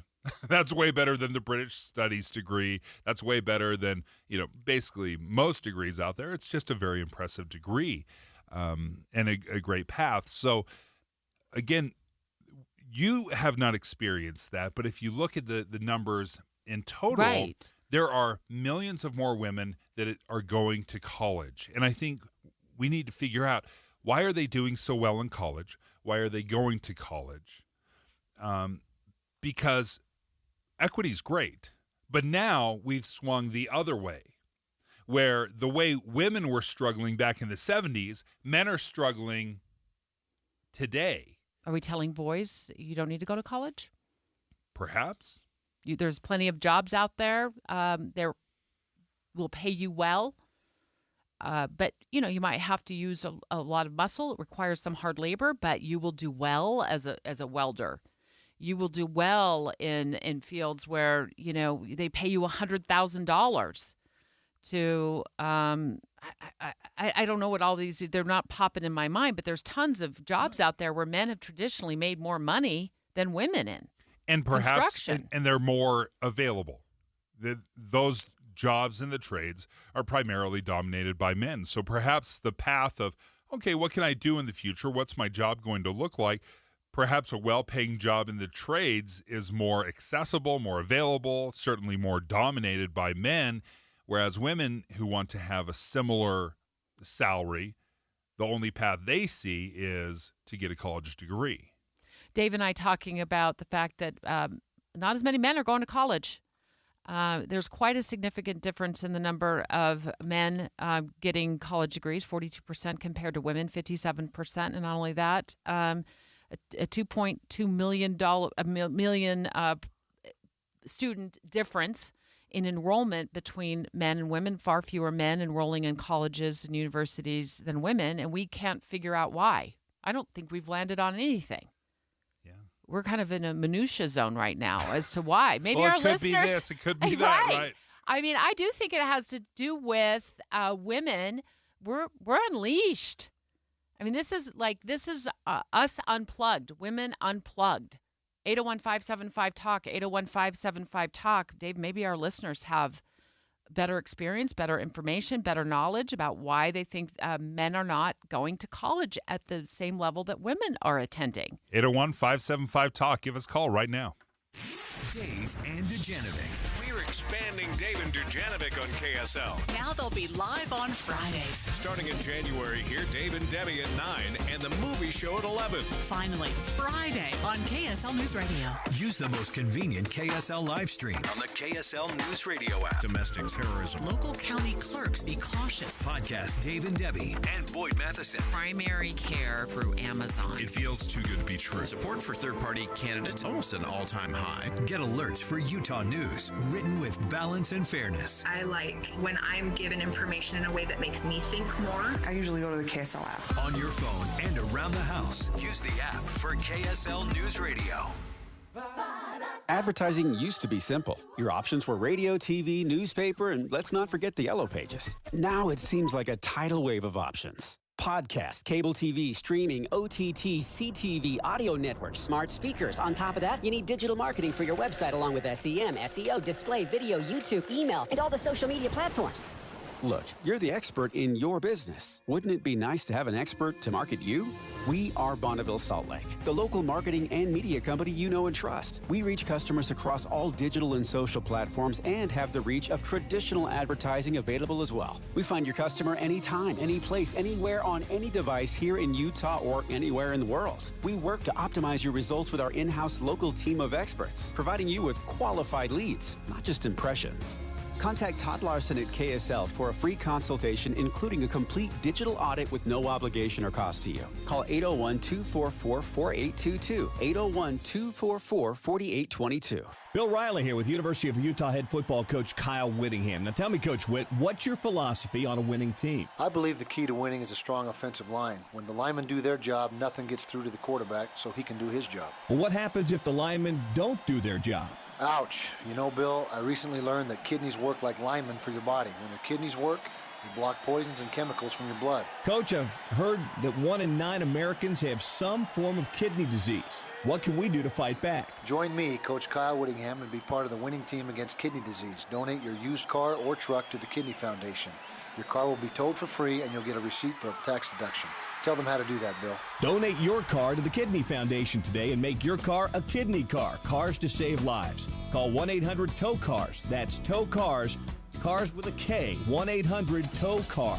Every year, the National Kidney Foundation helps individuals and families affected by kidney disease. Help them out by making your car a kidney car. Call 1-800-TOW-CARS. If it's out of sight, it's out of mind. Even though that's an old adage, it's still very true today. And it's especially true of your old 401k. I'm Jeff Jr. with Trajan Wealth, asking you to get that old 401k in sight and out of the company you no longer work for. But don't roll it into your new 401k. That could be one of the worst things you do. Of course that's easy. But when has the easiest way ever been the best way? Instead, call Trajan Wealth and learn about all of your options, including a way to earn an upfront bonus of up to 25% for your future income just for rolling it over. That's right. You could earn up to a 25% bonus for your retirement income just for rolling that 401k over with Trajan Wealth. Don't roll that 401k into your new company plan. Don't do it without calling Trajan Wealth first. Call 801-899-7600 or visit TrajanWealth.com. Guarantees are based on the claims paying ability of the issuing insurance company. Tonight at 10, are protective orders working? Armed abusers are incredibly dangerous. Protective orders are designed to keep guns out of the hands of abusers. I am a mother that is trying to raise my children in a state where they should feel protected. A KSL investigation reveals gaps in how those protections are being carried out. Domestic violence and firearms, tonight on KSL 5 News at 10. Enjoy Utah's beautiful snow and family fun with winter tubing at Soldier Hollow and Midway. Experience longer tubing lanes, shorter lines, and more fun. Book your session now at UtahOlympicLegacy.org. Experience the timeless Christmas classic that has captivated audiences nationwide. For master songwriter and storyteller Michael McLean, The Forgotten Carols is back. with an unforgettable story and songs that are a Christmas tradition for families everywhere. See the spectacular stage musical in Orem, Salt Lake, Ogden, Vernal, Tooele, and Heber. Tickets at ForgottenCarols.com. Emergency traffic brought to you by Granite Credit Union's new Dividend Plus checking account. The delays are decreasing southbound I-15 in Utah County, but unfortunately it's still about 5 miles of stop-and-go traffic between SR 92 and Lehigh, all the way to 500 East and American Fork, where we still have 3 right lanes of traffic blocked. That's due to a fatal crash that happened several hours ago. The police are working to reopen most of the lanes of the freeway, but it could take another half hour or so. And in the meantime, Pioneer Crossing is also at a standstill for several miles heading east to I-15 and away from I-15. Heather Kelly in the KSL Traffic Center. With the 3 things you need to know this hour, I'm Tim Hughes. First, President M. Russell Ballard, acting president of the Quorum of 12 Apostles of the Church of Jesus Christ of Latter-day Saints, has died at the age of 95. Second, a suspect now in custody following a shooting that killed one and wounded another in Ogden over the weekend. And third, over a third of Americans say they're having trouble paying their energy bills. We'll look for a high today of 64 degrees. We're on our way now with 48 in Salt Lake City. As we get you back to David Dujanovic on KSL News Radio. David Dujanovic. Oh, the phone lines are lighting up. Apparently, anytime Dave and I just get involved in a word salad here where we didn't make sense of anything, our listeners know exactly how to make sense of it. Men are struggling in college, both going to college and graduating from college. I mean, it's a double-edged sword for guys. This is not a made-up crisis of masculinity. This is an actual hard fact. There's real suffering here, and if we don't address real suffering, then what are we here for? 2.2 million to be exact, women are going to college more than men. I said there's that a 2.2 million. There's a I know. I did yeah. the same thing. It's our word salad. There's just a huge disparity in the number of men attending colleges and women attending colleges, and also with degrees. 57% of the degrees are going to women, 42% to men. And I think that's because we've unleashed women, and we're not looking back. We're just going to keep going forward. And I'm concerned that the pendulum has swung, that there's been such a promotion, and deservedly so, right? That there's been such a focus on educating girls in the way that girls learn best. It has been at the sacrifice of men. We're taking your phone calls right now. Gavin in North Salt Lake. What do you think, Gavin? Hey, yeah, Dave and Deb. I'm just thinking that it's harder for men to pay for college a lot of the time. Oftentimes we have to work and can't necessarily get as many opportunities for scholarships. Do you think, Gavin, that's because as when parents are raising boys, it's kind of like, hey, it's you guys have been so successful for so long, go fend for yourself. Do we have that mentality? Maybe a little bit. I think more of it is we're trying to, like you said, we were trying to unleash women and give them the opportunities that men have had, and the pendulum has overswung. Yeah. And so it's just harder for men to pay for college, and I think that's one reason why they go to those trade jobs. Yeah. Because they have more opportunities for making money and providing for a family. Great call. Thanks, Gavin. Appreciate it. Let's go to Aaron in Lehigh. Aaron, what do you think? Hi, it's actually Karen. Oh, Karen. Hi, I'm Karen. Sorry. Hi. Yeah, I think we just, if your name rhymes, I think we're going to have to. All right, Karen, what do you think? I raised 4 girls. My husband and I raised 4 girls. 3 of them graduated from college and are working in their profession. The one that didn't is a manager at a business. I think part of it is that women are not told they have to grow up and get married and be mothers, that they have other options open to them. Yeah.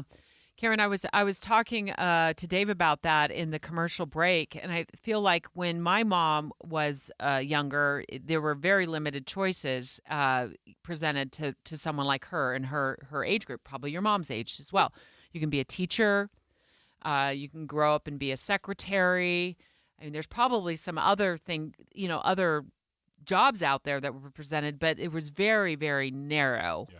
It wasn't, you can grow up and be an astronaut. Oh, it's changed now, no question. Or you can grow up and be a rocket scientist, or you can grow up and be a surgeon. To that point, Debbie, we're actually seeing more women get degrees in the STEM fields than men.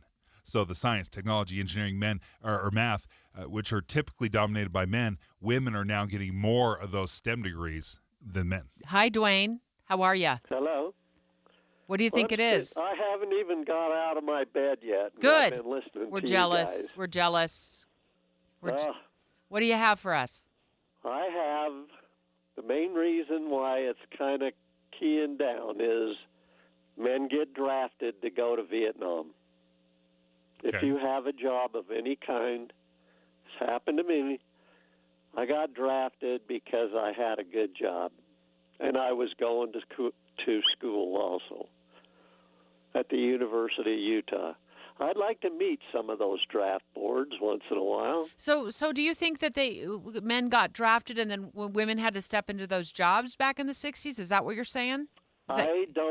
I would not say that. There is an opportunity there for women, but I did work for a great company, Western Electric, AT&T, and they were hiring some women for some of the jobs, climbing around in the rafters of a telephone building, and they did well. But none of them got drafted. Yeah, okay. Dwayne, thank you for the phone call. Thanks, Let's Dwayne. go to Adam in American Fork. Adam, what do you think? This is probably not an obvious answer, but we moved to American Fork about 25 years ago, had 3 boys go to American Fork High School. The first one, the school was a 3A school. He was able to become student body president a year after we moved into the high school. By the time my third one graduated, which was 2 years ago, it was a 5 or 6A school. I can't remember exactly. Yeah, it's up there. But he had zero opportunities. In fact, he couldn't be on a sports team. He couldn't be in a play. He was never good enough. Too big. To be beat out. Yeah, it was too big. The school is too big. Wow, that's a great point. And COVID hit. Mental illness comes in. He's still trying to recover. He's 20 years old. That's my point. Well, it's a great point. And we have such huge high schools now that some kids just will get lost in the hallways. Yeah, very easily done. And again, speaking to our schools designed to be just as successful for boys as they are girls, I think that competition is a very important part of a young boy's growth. That's a very natural thing to play sports and compete and participate and be part of a team. That is an important element to it. I hadn't thought about that, Adam. Thank you. Final call. Joe, we only got about 30 seconds left, but I got to get you in, Joe. What do you think? A bummer. I think a lot of men, it's not just not going to college, but a lot of men are not getting jobs. They're just staying home, not doing anything. Because I think the responsibility has been a little bit shifted. Oh, sorry about that. That men don't have to be as responsible anymore because women can help out. And I think video games has a lot to do with that because girls do not play video games as much as boys do. And so boys are playing their video games. And if I go to college and spend all this time doing whatever, I'm not going to be able to play my video games. Even if I get a job, I'm not going to be able to play my video games. Yeah, distractions plays a big role. Joe, thank you Great calls. For your phone call. And thanks, folks. I think Debbie and I, we're both trying to figure it out ourselves. So we appreciate you walking this journey with us, trying to figure out what has happened, why women are vastly outnumbering men when it comes to attending college and also graduating. Straight ahead, we've got I'm sorry, folks. We've got a math equation. You think that we couldn't figure out the last discussion? Just wait till you hear me walk you through this math equation, but it is an awesome one when we go right on the money to teach you and to share with you some of the best ways, action steps to take when budgeting for Christmas. Wait till you hear this math equation, Dave. on how to divide up your kids' shopping budget, not for your kids, but the budget you're going to use for your kids on Christmas gifts. And it's not splitting the money evenly between the kids, and it's not making sure they each have an equal number of gifts. No. Those are the only two I go by. Wait till you hear me do the math next. 10:31 at KSL News Radio. I'm Becky Bruce. Our top local story this hour: the Church of Jesus Christ of Latter-day Saints says President M. Russell Ballard, the acting president of the Quorum of the 12 Apostles, died late last night. President Ballard talked about his age in a general conference talk just last month. I went and saw the eye doctor, and I said, I can't see the teleprompter. He said, well, your eyes are old, and they're not going to change, so I'll do the best I can. President Ballard was 95 years old. Police have located a suspect in an Ogden shooting that killed one person and injured another. KSL News Radio's Adam Small has that. Police initially responded to the report of a shooting on the 700 block of 30th Street in Ogden yesterday around 10:45 in the morning. Police say one of the victims actually drove himself to the hospital where he was last listed in critical condition. Another male victim was found dead at the scene after searching most of the day. Police did confirm to us late last night that they have arrested a suspect and that there is no threat to the community. Our top national story this hour from ABC News: House Speaker Mike Johnson pitching his plan to keep the government running past a Friday deadline. But it's already drawing some pushback from his fellow Republicans. So far, at least 6 of them have spoken out against his continuing resolution. Your money at this moment: the Dow is up 86 points this hour. The S&P 500 essentially breaking even. The NASDAQ down 25. Coming up, we'll see if things have improved on I-15 and American Fork. KSL traffic coming up next. KSL News Time 10:32. What do you need to hear in the morning to feel ready for the day? Important news that happened overnight, the traffic you'll hit on the roads. You'll be ready for your day with us. Join Utah's Morning News 5 to 9 on KSL News Radio. In order for small businesses to thrive, they need to be smart, efficient, savvy, staying ahead of the market at every turn, finding ways to do more with less, and taking advantage of every opportunity that comes their way. That's why Comcast Business is introducing the Small Business Bonus. For a limited time, you can get up to a $1,000 prepaid card when you switch to Comcast Business, the company with the largest, fastest, reliable network. Yep, you heard that right. 1,000 back. Something extra for your company. From the company that powers more businesses than anyone else. So if you're a small business owner, don't wait. Call or go online to learn about the $1,000 bonus today. Comcast Business, powering possibilities. Ends 12/5/2023. New customers with 750 megabits per second or above and 2-year agreement must keep required new services for 30 days to receive prepaid card. Other restrictions apply. Hello, this is former Utah Governor Gary Herbert. Salt Lake City is fortunate to have a mayor who cares more about results than partisan politics, and that's why I've endorsed Mayor Erin Mendenhall for re-election. We don't always agree on policy, but she's always willing to listen and to collaborate.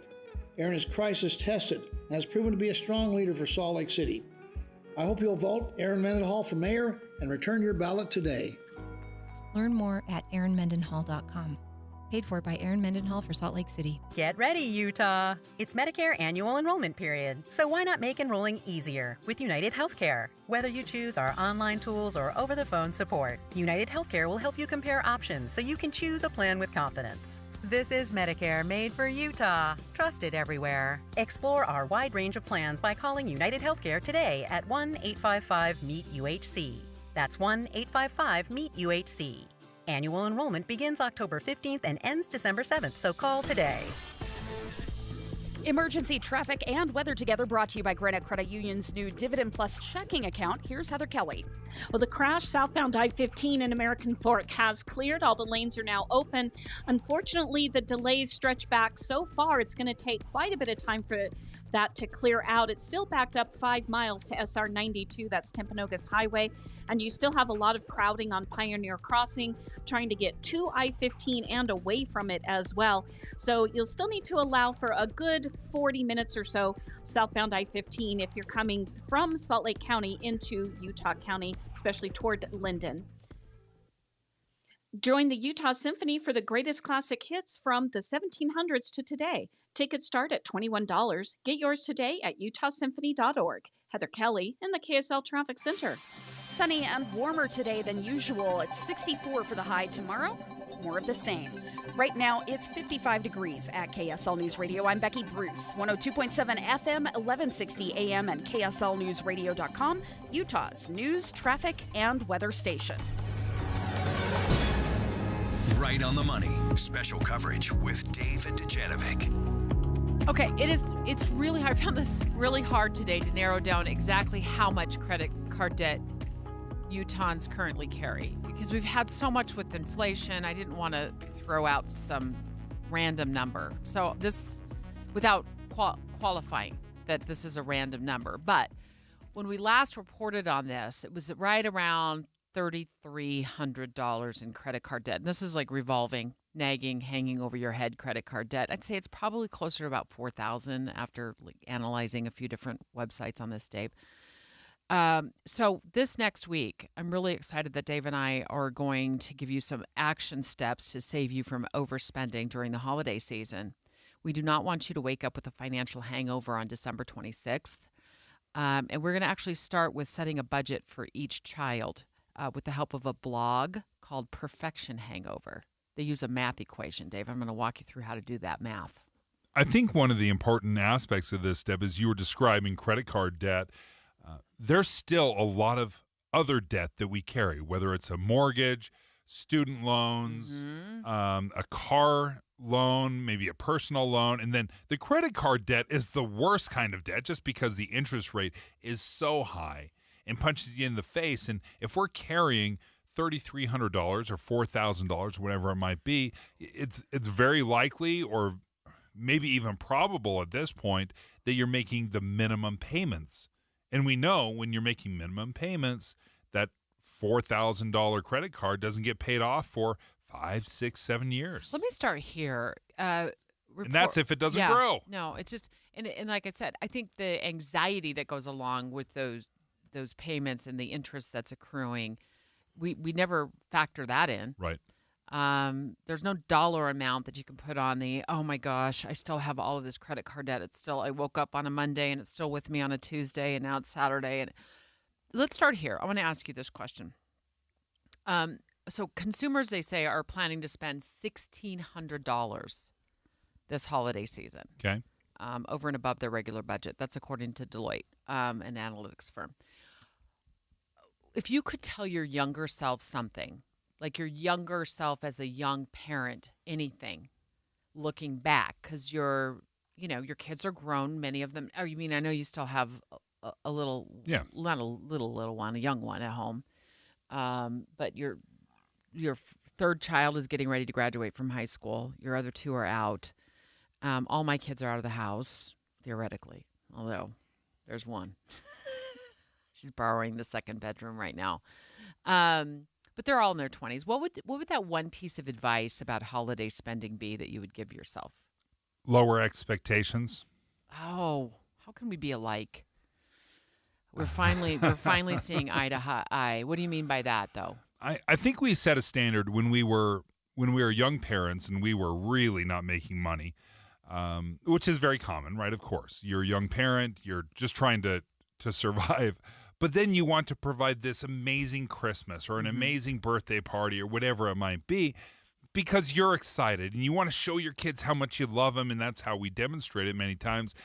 So you set a budget that's probably too high in the first place, and then there's the pressure to continually improve. Let's make next year better than last year. So then you have what I call the budget creep. From year to year to year. Oh, okay, well, we might have only spent $150 per child, but, 10 years later, we're $300, $500, whatever it might be. I would have told myself, my younger self, to set boundaries. So I let Christmas control me. I didn't control Christmas. And what I mean by that is I just got swept up in trying to keep up with the Joneses, so to speak. When you get married and then now all of a sudden you got all these extra folks that are in the equation to buy for, and it was like it was financially tough. And I didn't set boundaries. I also I'm not sure boundaries is the right word, but I just went with the flow. I went with the flow. So financially, nobody knew that we were drowning with Christmas because I didn't say anything. So I would have said something. I don't even know if you say that before you get married. Like, what's your expectations around Christmas? Or when you do, start your Christmas budget, no matter if you're married or single, you set expectations up front. Like, hey, Mom and Dad, it's been a rough year this year. Maybe we can get away from exchanging gifts. Maybe we can just set a limit, a $20, $25 limit or something like that, so you don't expect me to show up with a brand new car, So how do you guys do Christmas now? Do you do equal gifts for each child, or do you set equal budget amounts for each child? We're just a budget family. Now, when they were really little, you kind of had to play the you get 5 gifts, you get 5 gifts, or 10 and 10, whatever it might be. Just when they're little? You still do it? Yes! No, you don't. Yes, I do. What? I do it equal. You will not be sitting around my house with no gifts to open and sister has 10 left. That's just never. No, so it's I'm you not get that an mom. iPad and then a box of crackers Yes! and then a box of saltines You have equal and a gifts. box of soda. I'm very much about equality, and there's nobody. So you do if you set a budget of $100, if you get one gift that's $100. That's the only one you're getting. Too bad, so sad. Yeah, I wish it was $100 too. Oh well, what is it? 300. Oh, I thought you were going to say 50, and I was going to say, what is your secret sauce for that? No, it's crept over the years, and I think there's been times when we can afford it. There's times when we cannot. Yeah. But when you spend $300 last year, then you got to spend $300 this year. So you're $1,200 into Christmas just with your kiddos. Yeah. Then what's it? Is it like $1,000 budget that you set for yourself to buy your wife a gift? Oh, Debbie, this is a conversation we've actually had. One year we didn't buy each other a gift because we were out of money. And as we both, and we were very upfront. We're like, I'm not going to get you. And I'm like, we will never do that again. Oh, was it sad? It was super sad. Oh, I'm and it wasn't even the money or the cash. It was the fact that we had put ourselves second for so long. Well, not even second. Yeah, we were like ninth. 6th and 7th we had grade everybody in front of us. You're right, because we bought for the grandparents, we bought Cousins. for the parents. I mean, we were buying for everybody, but we didn't buy for each other. And it only happened once, but it was one of those things where I told my wife, and it was me that was being the baby about it. I'm like, honey, we're never doing that again. Even if it's socks. Yeah. It's something. Yeah. Yeah, I think Mom and Dad deserve to be. I'm choking up. Deserve to be seen opening a gift because you're appreciated for everything you do, and this is our gift to each other. Okay. It was a tough lesson learned. Oh my goodness. That was not my finest moment. I want to do this math equation now that I found on this amazing blog, which is called Perfection Hangover. I couldn't decide if I liked the name of the blog better or the math equation better. But let me do this real quick because we want to take phone calls on what it is you do in your own home to budget for your kids, or maybe it's you're single and you're doing it for your nieces and nephews, and that gets a little overwhelming. Whatever your scenario at home is, we want you to weigh in on this and give us your action steps that you're taking. But let me do this equation, Dave. I need full eyeballs on Deb right now. Dave in the front row, listen up. So here's what you're going to do, because you need to do a math equation. Get ready. Get your pencil ready. Get your piece of paper ready. No, I'm ready. No, you're not. Your pen is over there. Okay, pick up your pen and write this down. You're going to need this. Add your kids' ages. Okay. So you're going to add your kids' ages. So we're going to pretend they're 13, 8, and 5 years old, which equals 26. Then you take your budget for all 3 kids. We're going to say it's $400. That feels a little bit much to me, but it is what it is. I know we're in inflationary times right now. So you've added your kids' ages. They add up to 26. Okay. Then your budget is $400. Then you're going to divide that budget number by the total of your kids' ages, 26, which equals $15.38. Okay. Then you're going to take that number, $15.38, and multiply it by the age of each child. And that's what you're going to spend on each child, because the older kids typically will need, ask for gifts that are more expensive. Just the gifts you buy them in general are more expensive. So once you do that math, and by the way, we're going to put this equation at kslnewsradio.com. I'm also going to do a social media video on it this afternoon because I want everybody to hear this equation. I think it's fabulous. So you're going to take that $15.38 and multiply it by the age of each child. So at age 13, you're going to spend about $200 on them. At age 8, you're going to spend $123 on them. And at age 5, you're going to spend $76 on them. I'm looking at this. You are the bravest woman I've ever met. You would have an uprising, a mutiny. The children would rise up against you. The difference between the cost of a video game and the cost of a Barbie doll or whatever. I mean, I'm processing. I'm processing. Stop it. You think a 5-year-old needs to have $200 spent on him or her at Christmas time? That's crazy talk. That's crazy talk. 801-575-TALK, 801-575-TALK. We want you to weigh in. Do you use the Dave method of budgeting? What is it you do? Everybody gets the same amount. A dollar amount. Yeah, dollar amount, straight up. Doesn't matter your age. I'm more of everybody gets the same number of gift boxes amount. Or do you use this, what's it called? Perfection hangover method, where there's a math equation involved. And you don't spend as much on the 5-year-old as you do the 13-year-old. 801-575-TALK. Your live calls next.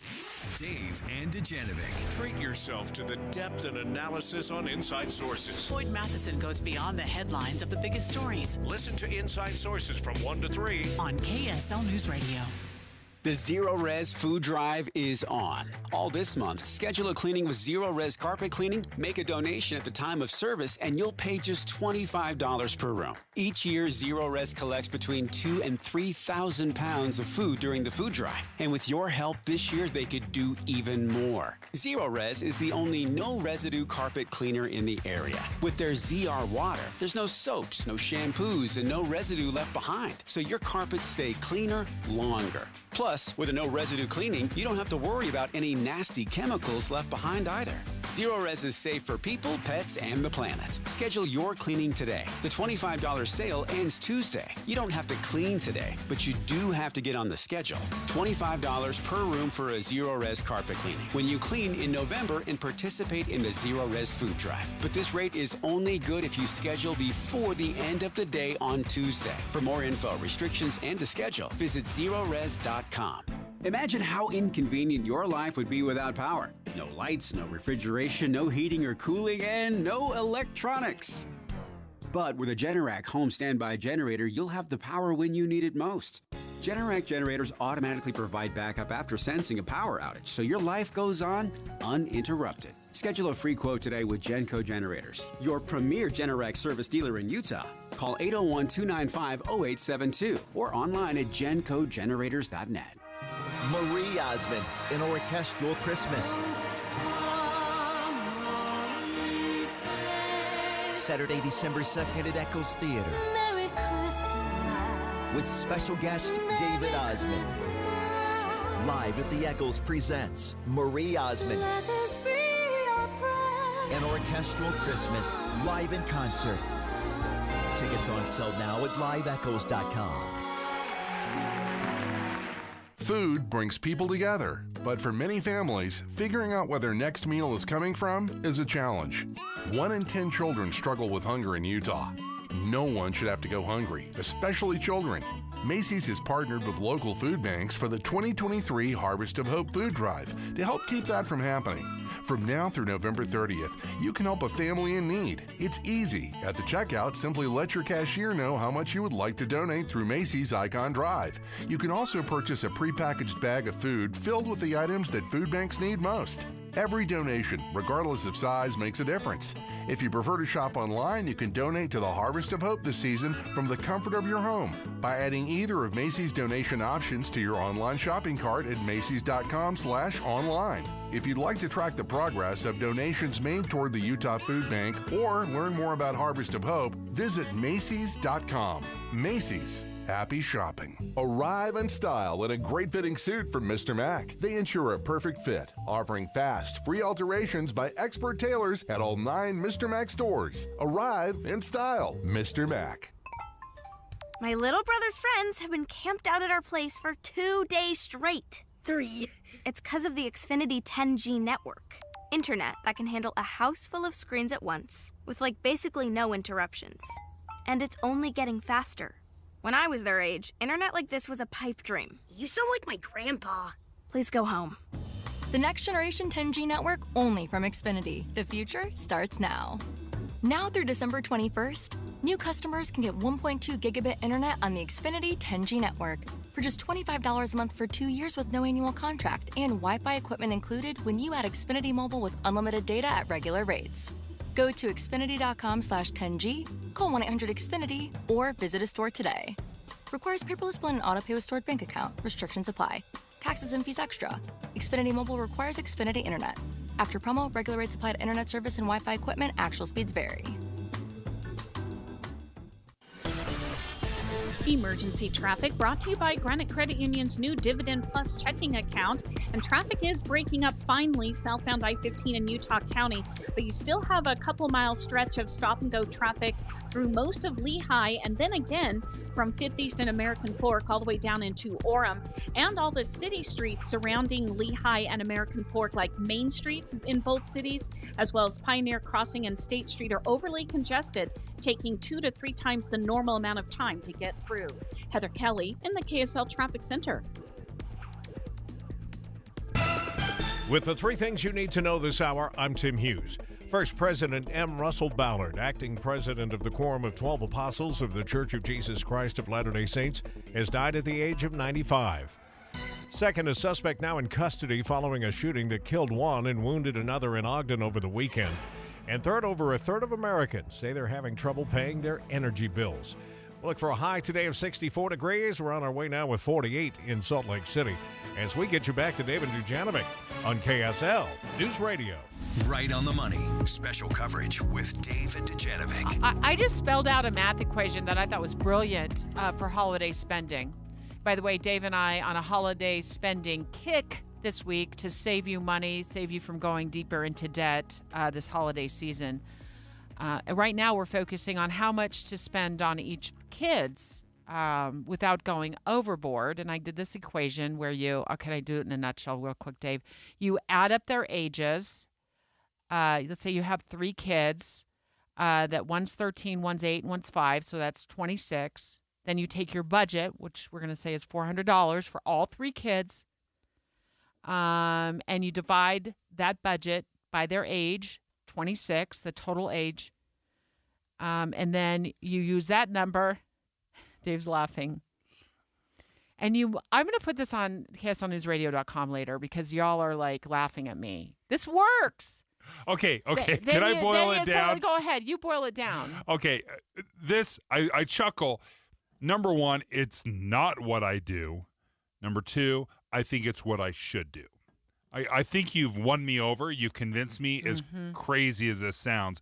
But essentially, the older kids get more than the younger kids. So the 13-year-old, according to your math, would get a $200 worth of a present. The 5-year-old would get $76 worth of presents. And the 8-year-old would get about $123. Yeah. Makes sense to me because a 5-year-old has no. And I have experience with this. Yeah. As a mom. When I over purchase, because I'm not about the budget so much, about keeping gifts equal. So you get 10, yeah. you get 10, and you get 10. My sister does it the same way with her kids. And I remember when our kids are all about the same age. I'm not kidding you. They're all right within, our youngest were born 4 days apart. 4 days apart in the same year.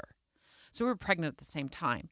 And she called me on Christmas Day and I said, "What are you doing?" She goes, I'm walking behind my kids picking up gifts they haven't opened. Because they were 5, 4 or 5, 3 and 5 years old or something like that. She goes, I way overspent. I mean, they didn't want that. They want the 3 gifts they opened, and they're over there playing with them. Totally happy. Yeah, totally happy. Totally Didn't even grateful. notice that they had other gifts under the tree. So I'm walking behind them, picking up these gifts. And I was like, I'm here in Salt Lake City doing the same doggone thing. Yeah. So I think we overthink this as to what the meaning of Christmas is, and we just pack up way too many presents under the tree, and then we go way over budget. So I'm going to put that math equation, like I said, at KSLNewsRadio.com. We're taking your phone calls, 801-575-TALK, 801-575-TALK. Colton, Taylorsville, is this a crazy idea, or have you hacked Christmas? No, well, my wife came up with an idea about 15 years ago, and it goes kind of along with what Deb says. We get 4 presents each, and it goes for, she usually buys everything, and I do her, but everybody gets 4 presents, 1 to wear, 1 to read, 1 you want, and 1 you need is how I love it. The way she does stuff. So you get 4 presents, and they all fall into those categories, and that's how we do our Christmas. Where, need, read, and what? Where, need, want. And want. So there's a want, need, read, and wear. So there's a budget set, and you've divided up amongst those 4? Or is there no budget? Not necessarily a budget, but everybody gets 4 presents, and they all fall into those categories. Yep. Wow, that's awesome. Thanks for sharing that. I love your wife's formula for that. I might include that on my social media post later, Colton. Thank you so much. Let's see. Oh, I want to get to Facebook, Dave. Are we getting more phone calls? We got tons of comments on our Facebook post about this. Michelle says on our KSL News Radio Facebook page, by the way, if you haven't joined our family there on Facebook, do so. I mean, lots of people weighing in with great tips here. Michelle says she started saving $25 a week starting January 1st. Oh, smart. $100 bucks a month? Okay, then $1,200 it's not so by painful. We never save for it. We always, or we try to save it up in the last few weeks or last few months to pay for Christmas. I love that you're thinking about it in January. You're a hero. Yeah. Cindy in Garland. What do you think, Cindy? Hi. Well, a few years ago, I went to my kids and said, Christmas has got out of hand. And what if we don't exchange gifts and Grandpa and Grandma buy an excursion every summer, and so we make memories instead of garbage? You know what? That is such a fascinating thought, and I've actually grown more into that way of thinking. Like let's buy experiences instead of buying stuff. And I have a son that is 100% that guy. He would much rather have an experience. So whenever there's a Christmas or a birthday, we're buying him a ski pass. We're buying him concert tickets because he's always enjoyed the experiences far more than the stuff. On Facebook, looks like, let's see, there's another comment here, and I'm lost. The person who made the comment, it looks like Hallie. She says we have a holiday account that $100 from each paycheck automatically transfers to it. They can pull from it without penalty the week before Thanksgiving. And I think what you mean without penalty, I mean, the bank probably doesn't penalize you for that, but also when like your credit cards don't amass a whole bunch of interest because you're, trying to get all those Christmas gifts spot up and you haven't set a budget. I love the pre-planning. I do it with my health care. I have a flex spending account where I take out the budget and it just funds itself throughout the year. Isn't that so great, too, when you it have totally it there, makes sense. when you need eyeglasses or you need new contact lenses? I'm excited for this, that Dave and I are going in-depth this week, right on the money, to save you money during the holiday season. And in fact, Heather Kelly, who hosts Money Making Sense podcast, asked to join the show tomorrow because she's coming with her greatest hits regarding regifting. And she wants to tell us when it's okay to regift. That's tomorrow. KSL FM Midvale. KSL Salt Lake City. Listen at home on any smart speaker. And in your car at 102.7 FM. This is KSL News Radio. Utah's news, traffic, and weather station. 11 o'clock at KSL News Radio. I'm Becky Bruce. KSL's top local story this hour. The Church of Jesus Christ of Latter-day Saints says President Russell M. Ballard, acting president of the Quorum of the 12 Apostles, has passed away. President Ballard told the Church News 2 years ago about what mattered most to him in life. What is it, 45 years that I've been a general authority? I've covered the world. There's not very many places I haven't been. But the greatest thing probably that ever happened was finding her and marrying her. President Ballard served as a church leader for 47 years. He died at age 95. Our top national story this hour from ABC News, an uphill battle for new House Speaker Mike Johnson as he pitches his plan to keep the government running past Friday. ABC's Jay O'Brien has more. The first Republican who came out against it, Chip Roy. He says because the CR doesn't have other provisions in it and it just extends government funding, that's what clean is, that's why he's against it. And then since then, at least 6 Republicans have come out against it, including Scott Perry. Perry is the chair of the House Freedom Caucus. He says, quote, "I will not support a status quo that fails to acknowledge fiscal irresponsibilities." Congress has until Friday to approve funding to avoid a government shutdown. Your money at this moment, the Dow is up. We're at 62 points at 34,345. Coming up warmer than usual today, KSL weather is next. KSL News Time 11:01.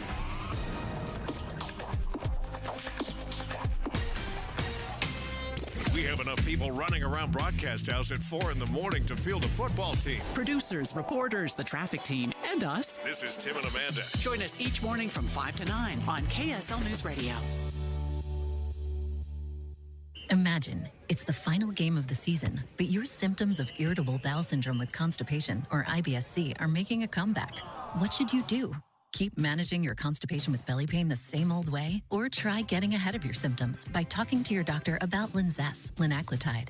Linzess is a prescription medicine that treats IBS-C in adults. It's not a laxative. It's a once-daily pill that helps you get ahead of your symptoms. It's proven to help you have more frequent and complete bowel movements and helps relieve overall abdominal symptoms, belly pain, discomfort, and bloating. These symptoms were studied in combination, not individually. Do not give Linzess to children less than 2. It may harm them. Do not take Linzess if you have a bowel blockage. Get immediate help if you develop unusual or severe stomach pain, especially with bloody or black stools. The most common side effect is diarrhea, sometimes severe. If it's severe, stop taking Linzess and call your doctor right away. Other side effects include gas, stomach area pain, and swelling. Imagine, what could relief from IBS-C mean for you? Talk to your doctor and say yes to Linzess. Learn more at linzess.com or call 1-800-LINZESS. Les Olson IT is now a Rico Graphic Arts and Production Systems dealer. Rico chose Les Olson because of our reputation for superior service and national recognition. Les Olson IT chose Rico Graphics because they're the best value compared to other commercial-grade printers. Rico excels in high volume, high speed, high resolution, and offers an exciting 5th color. Learn more at lesolson.com. Les Olson IT. Fed Up Kitchen is Utah's premier healthy meal prep service. Save time, money, and get results with their delicious gluten-free, macro-friendly meals. Eat better, feel better, live better with Fed Up Kitchen. FedUpKitchen.com. Tonight at 10, are protective orders working? Armed users are incredibly dangerous. Protective orders are designed to keep guns out of the hands of abusers. I am a mother that is trying to raise my children in a state where they should feel protected. A KSL investigation reveals gaps in how those protections are being carried out. Domestic violence and firearms, tonight on KSL 5 News at 10.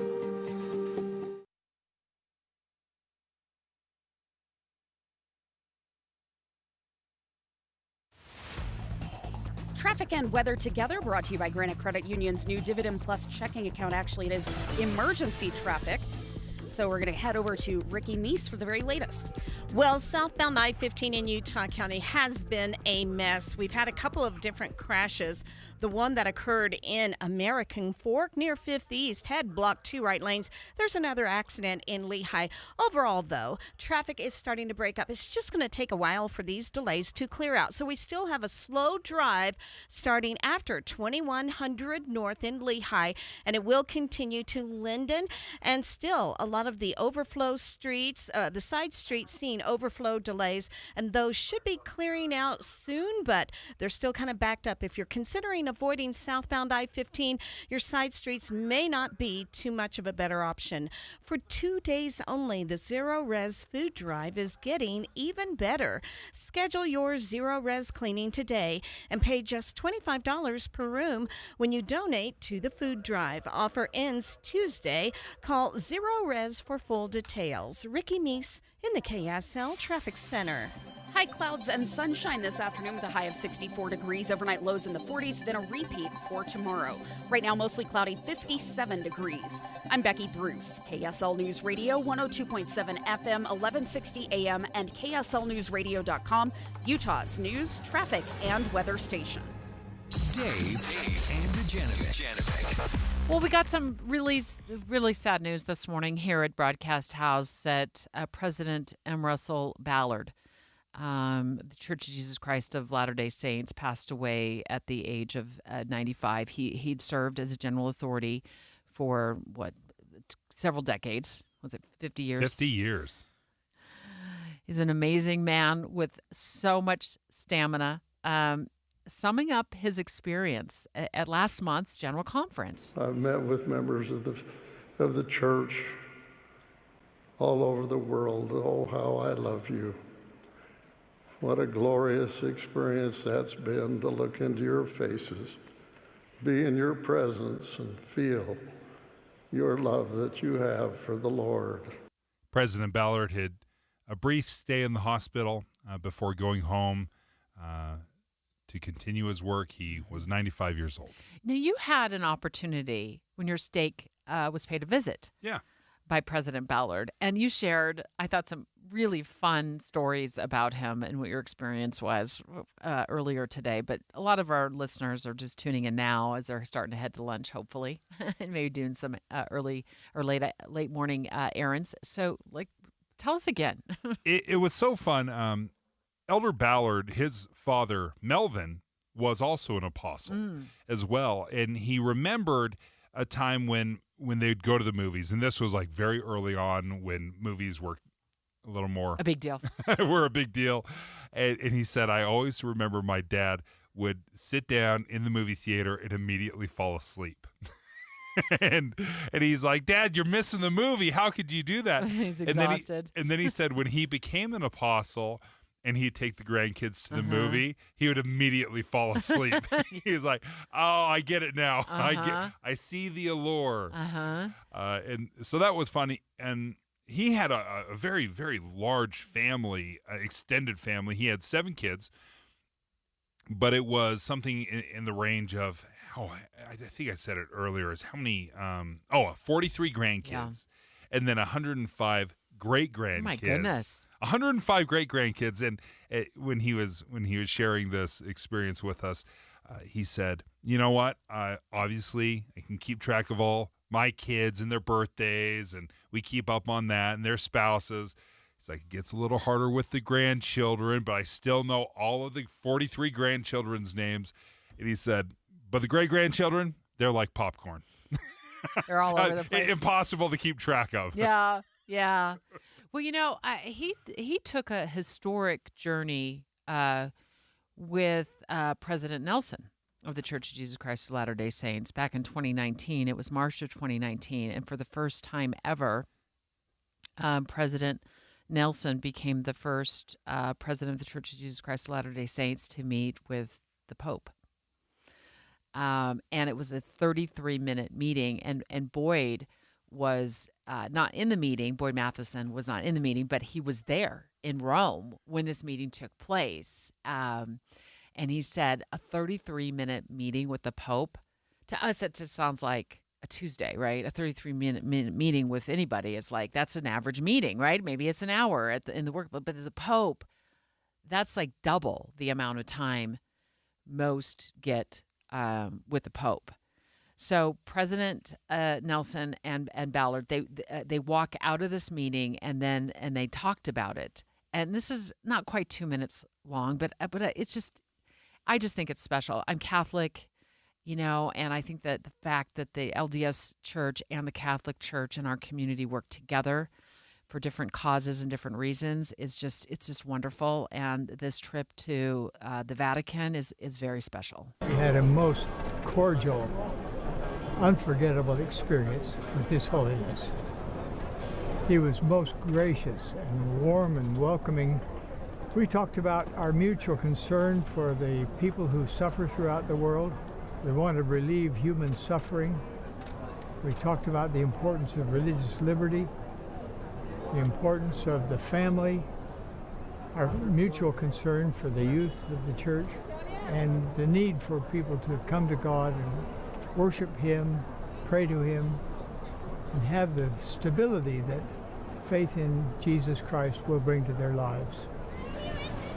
We explained to His Holiness that we work side by side, that we've had projects with Catholic relief services all over the world, in over 43 countries.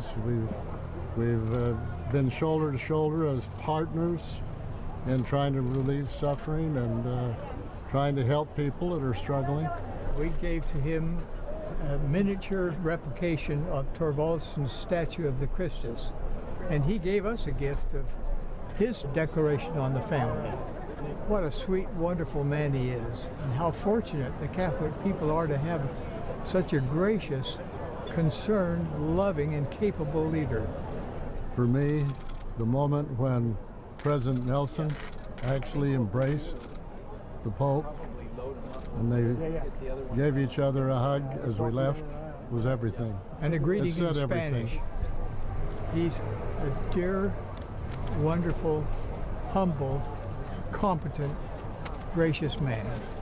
And this was meeting with Pope Francis. And Debbie, I don't think it can be overstated how wonderful it is to have leaders of the Catholic Church and the Church of Jesus Christ of Latter-day Saints to meet, because when you look across the world, and perhaps we're unique here in the United States, where different religions can come together and exist peacefully and wonderfully, because obviously we look at what's going on right now in the Middle East between Muslims and Jews. In Ireland, we know Catholics and Protestants have battled over the years. So to see two world leaders that have different ideologies, that believe different things doctrinally speaking, being able to come together for the good of the world, that is beautiful. And I think that is so important. I love to see it. And I think that is, when I saw this happen, I remember it happening, why it was so impactful. And then, of course, our very own Boyd Matheson was there.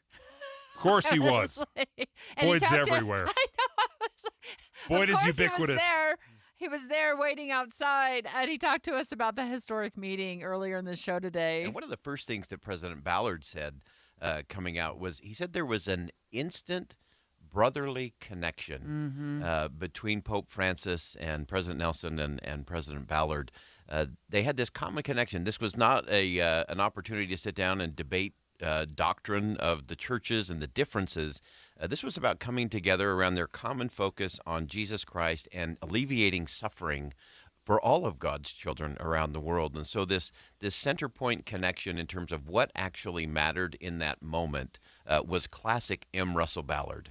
He is the master of getting to the essence of any issue. One of my favorite memories, and when I hear Boyd talk about Elder Ballard that way, I've always appreciated and loved his vulnerability, whether it's in small conversations with people, or if it's in front of millions during General Conference. He's always been very vulnerable. He talks about the loss of his wife, Barbara, and how difficult that was. And he was it was not the stiff upper lip, move forward. It was agonizing to listen to his heartache. He said, I miss her, especially at night. Yes. He's very lonely. And something that we have all felt. We've been there. We know what it's like to lose someone and to have that heartache, and to hear him speak of that and his vulnerability and his love for his family was always something that I always loved about Elder Ballard. next. Dave and I are going to take an in-depth look at a groundbreaking new study thanks to Intermountain Healthcare, where they looked at the impact of wildfires and the smoke from wildfires and also our winter inversions on heart attacks. The doctor who headed up the lead author of this study, calling the show next. Dave and Dujanovic. 2 new reasons to drop in on KSL on Friday mornings. Starting in January, you'll hear Dave and Debbie Fridays at 9 And hear the movie show at lunch from 11 to 1. on KSL News Radio. KSL is more than a news station. It's a meeting place. What an extraordinary and forgiving nature. I love stories like that. It's where neighbors and coworkers engage with the community, where anyone can get the very latest news from Midvale to the Middle East. Police have located the vehicle. Mitt Romney says he's not considering another run for president. They've opened up that right lane of travel. This week, join the anchors and hosts Utah has relied on for generations. We have you covered at KSL News Radio. Hey, folks, I've had my Connecticut water softener for years now. I was trying to do the math. I think it's 6 right now. What's hilarious to me is I still have 4 years left on my warranty. A 10-year warranty. Who in the world offers a 10-year warranty? Well, Connecticut has so much faith, and as I've talked to them in the past, they've said, you know what, they just don't break. We don't have to deal with a lot of repairs. I mean, certainly if there are repairs, we'll come out and we'll get things taken care of. But when it comes to installers and technicians, the installers just come into your house, they install it in a couple of hours. The technicians are the ones that come in and fix everything. Well, they have far more. I think it's almost 2 to 1 installers versus technicians, because they can basically install it and forget it. You get soft water 24/7. It never runs out, and we have loved it in our family. Soft water has been wonderful. So if you're interested in getting soft water into your home and making that investment, give them a call, 801-576-8600. That's 801-576-8600, or check them out online at softwaterutah.com. To avoid digital threats, turn on NordVPN. It's rated excellent on Trustpilot. Just visit NordVPN.com. One of the fastest VPNs on Earth will block web trackers, malicious websites, and malware-ridden downloads. It will encrypt your online data as well. So improve your digital privacy and protection with one simple click. Get the special Black Friday deal at NordVPN.com and enjoy safer internet daily. NordVPN. Cybersecurity built for every day. You know what? I think the holidays are the worst time of year for your furnace to go out. What's up, everybody? I'm Mike Wilson with Any Hour Services, and every November it feels like people get extra stressed when faced with the need to replace their furnace. The money they've been saving is supposed to go to Christmas, and now they're faced with a choice: Christmas or comfort. This holiday season, Any Hour Services wants to help alleviate some of that stress with our special holiday financing. No money down and no payments until next year. Plus, if you schedule a free estimate before the end of November, Any Hour Services will give you $1,500 off any full system you buy. And that doesn't even factor in the rebates and incentives you might qualify for. Again, during the month of November, Any Hour Services will give you $1,500 off any furnace and air conditioner you buy. And you can take advantage of our special holiday financing with no money down and no payments until next year. For more details, call Any Hour Services and schedule a free estimate. Google Any Hour Services or schedule online at anyhourservices.com. No one helps more homeowners than Any Hour Services. I'm Mayor Erin Mendenhall. This is an exciting time for Salt Lake City, and we need to keep our city moving forward. Affordable housing is up, way up, and crime is down. We're taking unprecedented action on homelessness and historic steps on air quality. We've been tested in crisis after crisis, and we've shown our toughness and our grace. This November, let's keep Salt Lake City moving forward. Paid for by Erin Mendenhall for Salt Lake City. It's the season of giving at Murdoch Hyundai. Right now, get 0% for 5 years on Tucson or Santa Fe. When you walk through the doors, you feel like family at Murdoch Hyundai in Logan, Linden, Murray, or online at murdochhyundai.com. When it comes to making plans, you are the best. What about those round trips that you plan in advance, which are perfect on your way there and perfect on your way back? Or those meetings with friends for which you make a group chat 3 months before so that nobody or anything is missing? Or your daughter's first birthday party? You planned it with such dedication that instead of the first, it felt like our 15s. The same way you plan each detail for those moments. Start planning to protect you and your loved ones from a natural disaster. Sign up for local weather and emergency alerts. Prepare an emergency kit and make a family communications plan. Protecting your family is the best plan you can make. Get started at ready.gov/plan. Brought to you by FEMA and the Ad Council. With the 3 things you need to know this hour, I'm Becky Bruce. First, Elder M. Russell Ballard, the acting president of the Quorum of the 12 Apostles, has died. The Church of Jesus Christ of Latter-day Saints says he was 95. Second, a driver has died after getting out of a wrecked car on I-15 in Utah County and then being struck by oncoming traffic. Highway Patrol is investigating. Third, the University of Utah has placed their head gymnastics coach on administrative leave with very few details offered about the reason why. Right now, it's partly cloudy, 57 degrees in Salt Lake City. Back to Dave and Dujanovic on KSL News Radio. Dave and Dujanovic. This new study that we're going to talk about right now from Intermountain Health is just all kinds of intrigue to me. They looked at seasonal impact of wildfires in the summer and also winter inversions along the Wasatch Front. They looked at 22,000 patients from 11 different hospitals along the Wasatch Front. And now the lead author of this study is on the line with us from Philadelphia, Dave, where he's getting ready to present this study and the findings of it to nation's doctors. Yeah. And the reason I think this is so important, obviously, we have a lot of wildfires here in Utah, although this past year it certainly felt like a light or not as bad a wildfire year. I think it burned less than 14,000 acres.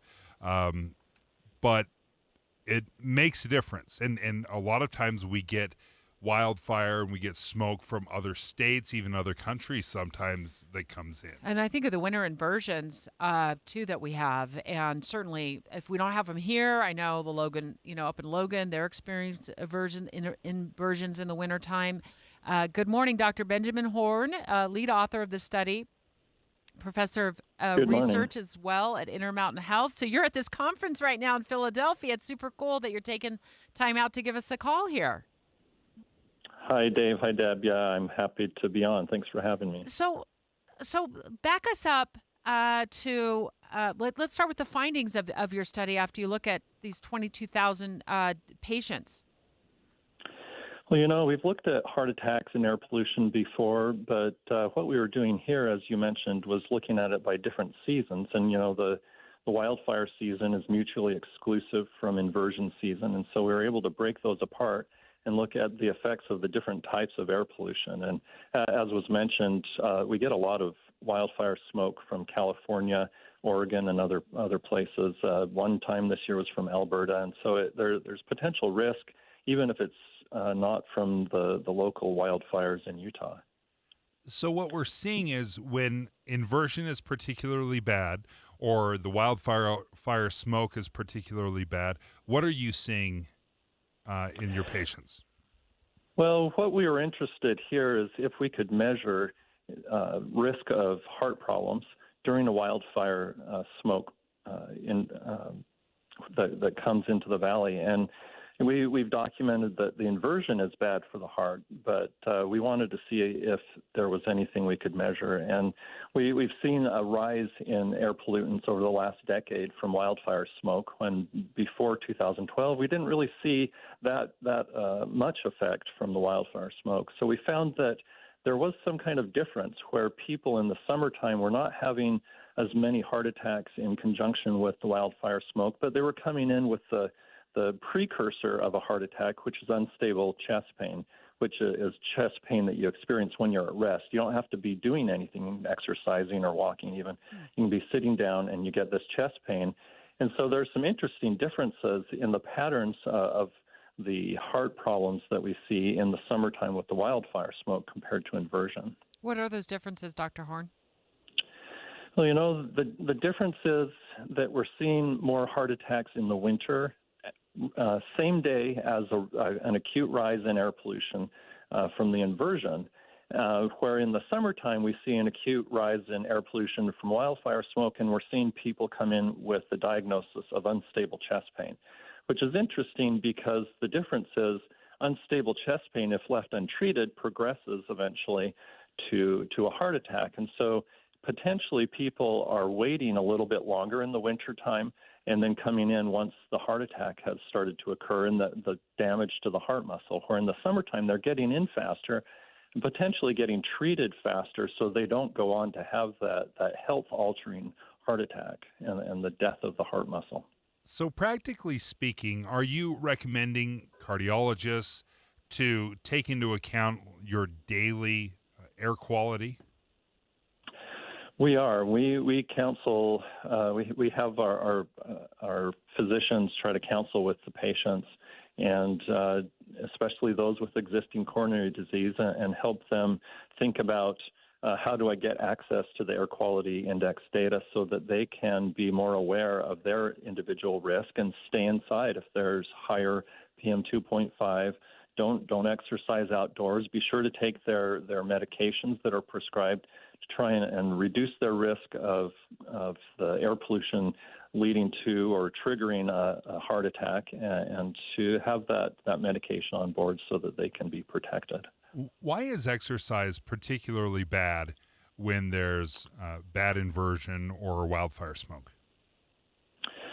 For either inversion or wildfire smoke, when you're exercising and you're doing it outdoors where that pollution is, your heart rate is up, your breathing rate is up, and so you're actually breathing in a substantially larger amount of air, and so you're getting more of the air pollution into your lungs. So you increase your exposure by exercising outdoors, and that can magnify the effect and magnify the risk of having these heart problems.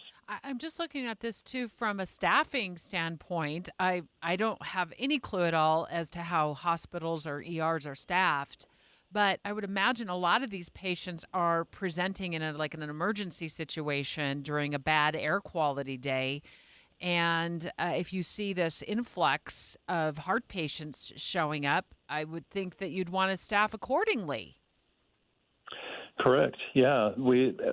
Essentially all of these patients will be coming in through the emergency department. And so certainly we want to understand how many physicians and nurses we need to have present when the air quality is poor, and be able to provide that care, because what we're finding uniquely with this new study is potentially people who are getting there faster, especially in the summer, because in the winter, they may be sitting inside looking at the snow and cold and saying, I hope this chest pain goes away. Mm-hmm. And as they do that, they progress to a heart attack, where in the summer, it looks like they're getting the chest pain, they're getting there quickly to the emergency department, and are getting treatment early so they don't progress to the heart attack. Dr. Benjamin Horn, live on the line with us right now from Philadelphia. He is a doctor with Intermountain Health, getting ready to present a really amazing study regarding air quality and heart attacks, also,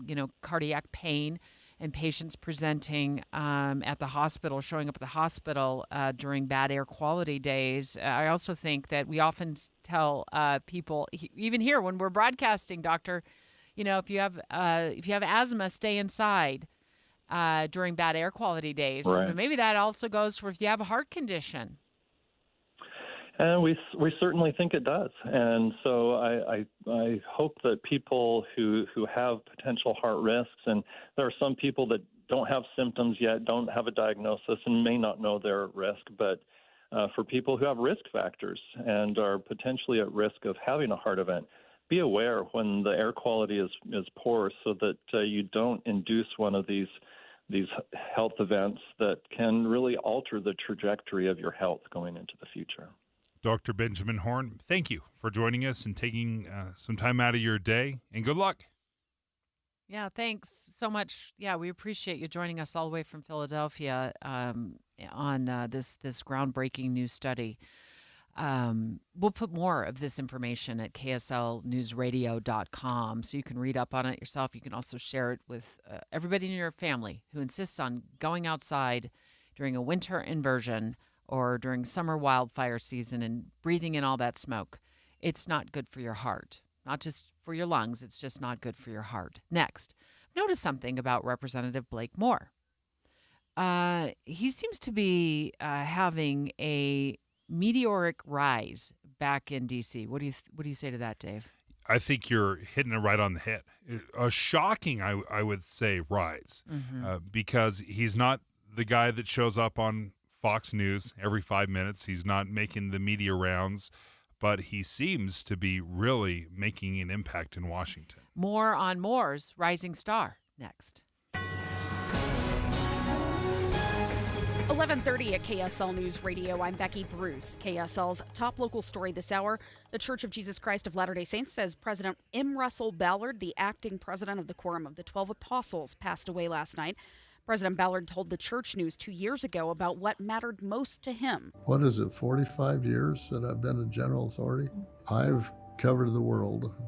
There's not very many places I haven't been. But the greatest thing probably that ever happened was finding her and marrying her. He, of course, was speaking about his wife, Barbara Bowen Ballard, who died in 2018. President Ballard was 95. The American Fork Police Department's investigating what looks like a small pipe bomb explosion at a construction site. Police say it went off sometime over the weekend. They do not believe there's any danger to the public. Our top national story this hour from ABC News. Former President Donald Trump's civil trial in New York continues today with expected testimony from the former president's son. I think he's going to reiterate that he did, in fact, sign the statements of financial condition that inflated his father's net worth, according to the New York Attorney General's office. But he did so on the advice of accountants. He said, "We relied at the Trump Organization on highly paid accountants." So he says he can't possibly be blamed. And that's really the crux of the defense case. That's ABC's Aaron Katursky reporting. Your money at this moment, the Dow up 30 points, the S&P 500 down 6. Coming up, it's a sunny afternoon on tap, a little warmer than usual. KSL weather is next. KSL News Time, 11:32. Early mornings can be hard enough, just getting yourself going. We try to make it a little easier with news and weather from comfortable, trusted anchors and reporters. Join us on Utah's Morning News between 5 and 9 on KSL News Radio. Marie Osmond, an orchestral Christmas. Saturday, December 2nd at Eccles Theater. With special guest David Osmond. Live at the Eccles presents Marie Osmond. An orchestral Christmas, live in concert. Tickets on sale now at liveeccles.com.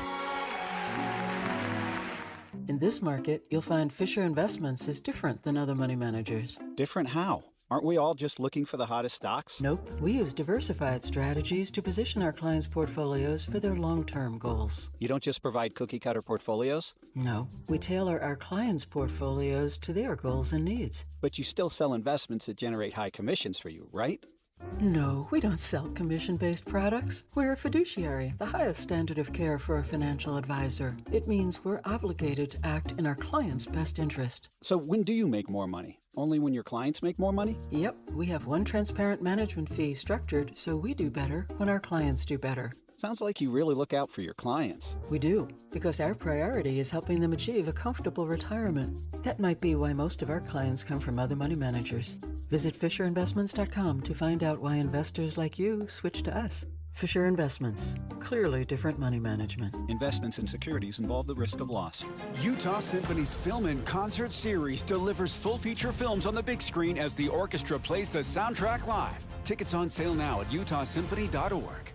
Sign up for KSL text alerts and you could win cash. Text the word cash to 57500 for a chance to win $250. That's cash to 57500. Plus, you'll get breaking news and traffic updates right to your phone. Want to win more prizes? Text contest to 57500. Jazz fans, text the word jazz for breaking Utah Jazz news. And Cougar fans, text BYU to 57500 for the latest on the Cougars. Message and data rates may apply. For an alternate entry method and complete contest rules, go to KSLNewsRadio.com. Traffic and weather together, brought to you by Granite Credit Union's new Dividend Plus checking account. Here's Ricky Meese. Very good news for Utah County drivers, all clear southbound I-15, and that's from the Point to Provo. But also, we do have an accident going from Utah County into Wasatch County in Provo Canyon. This is on Highway 189 near Deer Creek, and it is causing some backups, especially on the eastbound side. We have a crash with possible injuries, 2100 south near 1600 west, and a gas line break that will be impacting traffic in the area. You need to avoid this spot downtown, 800 south at 200 west. How do you know if you're getting the best deal on employee benefits? You don't, unless you get free quotes from every insurance company every year. Visit shopmyplan.com to get free quotes. Ricky Meese in the KSL Traffic Center. High clouds and sunshine this afternoon with a high of 64 degrees. Tomorrow, basically identical, 64 again the high. Right now, partly cloudy, already 61 degrees. I'm Becky Bruce, KSL News Radio, 102.7 FM, 1160 AM, and KSLNewsRadio.com, Utah's news, traffic, and weather station. Dave and Dujanovic. I think this is a meteoric rise. Congressman Blake Moore of Utah, of course, elected vice chair of the House Republican Conference. You caught this last week, Dave, and you looked at me and you said, he's a rising star. Yeah, he's moving. He's been extremely effective in a way that may surprise you. I think so often right now when we think about representatives in Congress, it's who shows up on Fox News or who shows up on CNN or who's making the national. Who tweets the most. Who's the most inflammatory. And we haven't heard a lot from Representative Moore, except at least in leadership circles, in the Republican circles, he's moving, and he's moving up. He called a KSL at Night last week to talk about his new role in the House. It's a hard work. It's a role that usually is behind the scenes. You're helping other members leverage whatever tools we have to communicate our message. This being one of them, right? Like, I appreciate the chance to speak to constituents this way, or if we have a chance to reach out with a mailer, or op-ed, or a piece of communication just to help share the message. And I think people gravitated towards my message of we need an optimistic, conservative approach. I firmly believe when you look at core conservative principles, they provide a lot of hope for folks. And if I remember correctly, even as a freshman representative, I think he got put on Armed Services Committee. So he's had some real heavy-duty committee assignments right now. He's on Ways and Means. Jim Curry joins us right now, the University of Utah Associate Professor of Political Science. And Jim, what do you make of this from Representative Moore? And it really shows that Representative Moore is somebody who not only has upward ambition within the world of Washington politics and policymaking, but also apparently has the political skill to realize that. It's not easy to get on Ways and Means in a first or second term as a first or second term congressman, and it's not easy to get into leadership that fast. The fact that he was able to do both really says something about he must be somebody who has those skills to work within the Congress effectively. This is your area of expertise, not ours. So we lean on you for maybe what you would consider as simplistic questions like this. But what does it mean for him to be the vice chair of the House Republican caucus? So that's a job where it doesn't mean a whole lot for his influence today. Right. Like, you're pretty far down the leadership ladder. It makes you like the seventh person in the leadership. And your day-to-day jobs are kind of really organizing what are called 1-minute speeches on the House floor, which are these opportunities for members, especially during what's called morning hour or the first hour of the session every day, to have time to come and talk about whatever they want. And there's some coordination and there's some effort at trying to get members to talk coherently about a specific set of issues on any day so that you can have a broad message as a party.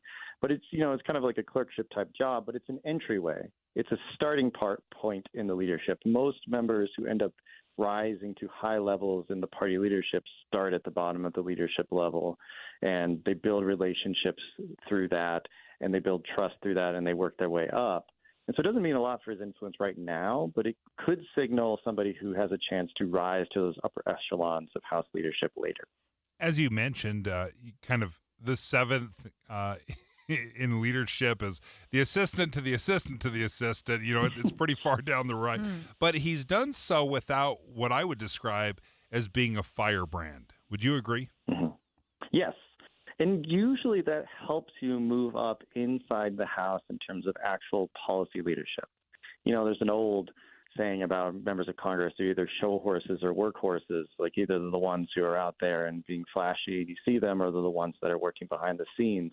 And that sort of remains true, and always has been true, that a lot of the members who really have policy influence are not the ones that you see on television, not the ones who are tweeting really loudly and have tons of Twitter followers, the ones who are doing the not so glamorous work of being successful policymakers and legislators, which means building relationships, not really making anybody too angry at you at any point in time, spending time getting in the weeds, and trying to move things forward in a relatively slow, plodding fashion. How can we tell the difference between the people that are quiet, working behind the scenes, and those that are lazy? Well, lazy is I won't. It's put his that word, on. not yours. It's his word, not yours. It's really like it's this. It's who do you see moving up? Inside sort of the chamber hierarchy? Who's getting on major policymaking committees? Who's moving up those major policymaking committees? Who's getting into these sorts of institutional roles, and who's getting their name attached to things in the news that are actually about policymaking, for introducing major legislative proposals, working on major legislative proposals, getting credit for it. It's not the stuff that's as obvious, which is the hard part, right? You get a ton of press for saying big, like dramatic things and getting that covered in the media. You don't get as much press for doing the behind the scenes work, but you got to dig harder and find who are the people moving up internally, who are the ones whose names are attached to like real serious policy proposals that are actually moving forward. Jim Curry is Associate Professor of Political Science at the University of Utah. I always appreciate his time as he steps away from his real job to talk to us about all things politics back in Washington, D.C. And I'm just so worn down, Professor, by the loudmouth politicians on Twitter and the ones that are getting all the news coverage, and but I worry that they will drown out the voices of quote unquote, I'm gonna say like normal politicians who come across as just nice people like Blake Moore. We've had him on this show so many times, and he genuinely comes across as a nice person. Is it possible to be a nice person in D.C. and continue to move up the ladder in politics? Yeah, I think it is. And I think actually the reality is Blake Moore is a lot more like most people in D.C. and most people in Congress. We hear from and see a relatively small subset of the Congress every day in terms of their public personas, and it is the loudest of them. But most of them are like Blake Moore. Most of them are relatively well-meaning people who are working very hard, trying to achieve what they see as the right thing for the country, whether you agree with them or disagree with them. And they're not the ones saying these like crazy things. Most members of Congress spend their time talking about their districts and their issues, right? And so it takes the active, effort to sort of try to remember that the ones you hear from all the time they're really the exception rather than the rule, and they actually get on the nerves of the typical member of Congress too. Most members of Congress aren't particularly in love with the loudmouths either.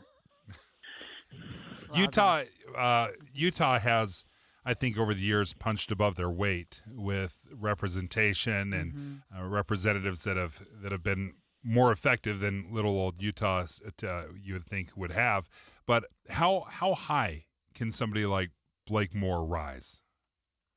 I think this shows that Blake Moore could potentially get all the way to the top. There's nothing about him that would make him unpalatable as a potential party leader. He doesn't take positions that alienate his party, but he's not seen as too moderate or too conservative, right? He seems to have the kind of personality you need of being able to make friends instead of enemies and being willing to do the hard work in the chamber that earns your colleagues' respect. He seems like somebody who could move all the way up, and that doesn't mean he will, right? There's always probably dozens of members in each party who have that possibility before them, and only one of them can get to the very top. But there are other outlets, too. Maybe he doesn't become Speaker of the House someday, but maybe he ends up chairing Ways and Means, which is a really important substantive role in the House of Representatives. So I think he can go pretty high, and I think if he decides to stay in the House and stay in Congress and can stay in the House and stay in Congress, we may see that down the line. Jim Curry, thank you for joining us, University of Utah, Associate Professor of Political Science. Well, now that we just threw a love fest for Representative Blake Moore, Caitlin, can we reach out to him, send him this podcast, and ask him to call the show this week? We'd love to talk to him. He spoke to KSL at Night last week, but this is D2. We're on during the day. We'd love to speak to him as well. Straight ahead, there's a rumor. I don't know if it's a rumor. Is it truth? Is he thinking about it again? We're talking about John Curtis. Is it possible? Is it at all possible that he might just reconsider a run for the Senate? Ooh, let's talk about that next. Dave and Dujanovic. Finally, Friday. Now you can hear Dave and Dujanovic 5 days a week. Starting in January, Dave and Debbie will be on Fridays at 9 Then the movie show from 11 to 1. on KSL News Radio. You know what? I love do-it-yourself projects. I do. It's fun. I enjoy them. I do not enjoy messing with electrical stuff. This is where Master Electrical comes in, and they've got upfront pricing. So when you call them, you get them on the phone, or maybe you're going to Google them at masterelectrical.com, and you're going to set up an appointment. They're going to come to your house, and they're going to give you upfront pricing, and they're going to guarantee that upfront pricing is the price you pay when the job is done. I think so many times over the years as I have called experts to come in and do some work, they'll bring me a bid. I'll look at it. I try to make the best decision possible. There's few things that infuriate me more than when I get the final invoice and it's more than the bid. Master Electrical doesn't do that. The good news here is Master Electrical does everything that you might need done to your house that involves electrical work. They do light, ceiling fans, smoke detectors, generators, batteries, even EV chargers. And Dave just bought a new electric vehicle, so I know you're looking into an EV charger. Give them a call, 801-543-2222, 801-543-2222. Or, as always, check them out online at masterelectrical.com. Hi, this is Doug Wright. I was there for the opening night of Elf the Musical. I was there solo, not because the rest of the family doesn't want to see the play. They're dying to see it, and we've got family tickets, including tickets for Dee's family coming in from Missouri in early December. They're going to love this production of Elf the Musical, and Buddy the Elf is absolutely amazing. For the first time ever, I saw skating. I mean, real skating on the stage at Hale Center Theater. And don't forget, right in the middle of the play, there is a production number sung by fatigued Santa Clauses proclaiming that nobody cares about Santa anymore. It is spectacular. Elf the Musical. Make sure you get your tickets right now. And don't forget your tickets to A Christmas Carol. It always sells out. 2024 season tickets are available now. Get your gift cards. Everybody loves the gift of theater from Hale Center Theater, hct.org. If you're thinking about losing weight and you've heard us talk about Soda Weight Loss, let us encourage you to give them a call today. Why not talk to them? You don't have to sign up. You don't have to sign up now. You don't have to sign up later. Yeah. But when you call them, you can at least find out, okay, this is what's involved. This is how it will work. And for me, I lost 34 pounds in less than 3 months, and that was 2 years ago. And my life is easier every single day because I lost that weight. My daughter, of course, started about the same time you did. She lost 42 pounds on her weight loss journey, and she's now on the maintenance phase. She was a little hesitant in the beginning, wanted to find out more. And if you make that call, you can talk directly with a nutritionist who will map it all out for you. And we can tell you right now, the average male loses 3 to 5 pounds a week. The average female, 2 to 3 pounds. You're not going to have to count calories. You're not going to have to take any pills or appetite suppressants. It's a great way to keep the weight off. Go to SOTAweightloss.com, spelled SOTA. Think Tim and Amanda. It's state of the art. This is Derek Miller speaking on business. Project Connection, a local nonprofit mental health agency, was founded on the belief that connection is the foundation of mental health. Executive Director Lenny Knowlton joins us with more about their efforts. A study by the Kempsey Gardner Policy Institute found that reported mental health symptoms have increased 30% in Utah since the beginning of the pandemic. The direct outcome of the disconnection we experienced during COVID has been an increase in anxiety, depression, social isolation, and relationship issues. Now more than ever, we need a real connection, dependable emotional support, and a feeling of belonging. Our mission is to provide trusted, accessible mental health services and create a network of strong community partners who work with us to help our clients find, foster, and celebrate connected lives. In addition to providing outpatient therapy that is evidence-based and trauma-informed, we connect our clients with the people and resources that take treatment outside of the therapy room and bring meaning to their lives. This is done through out-of-the-box programs and a community network that is dedicated to creating connection points within our community. Find out more about Project Connection and the services they provide in our community on the Project Connection website. I'm Derek Miller with the Salt Lake Chamber, speaking on business. With the 3 things you need to know this hour, I'm Becky Bruce. First, the Church of Jesus Christ of Latter-day Saints says President M. Russell Ballard, the acting president of the Quorum of the 12 Apostles, has passed away. Second, the American Fork Police Department is investigating what looks like a small pipe bomb explosion at a construction site. They say there is no danger to the public.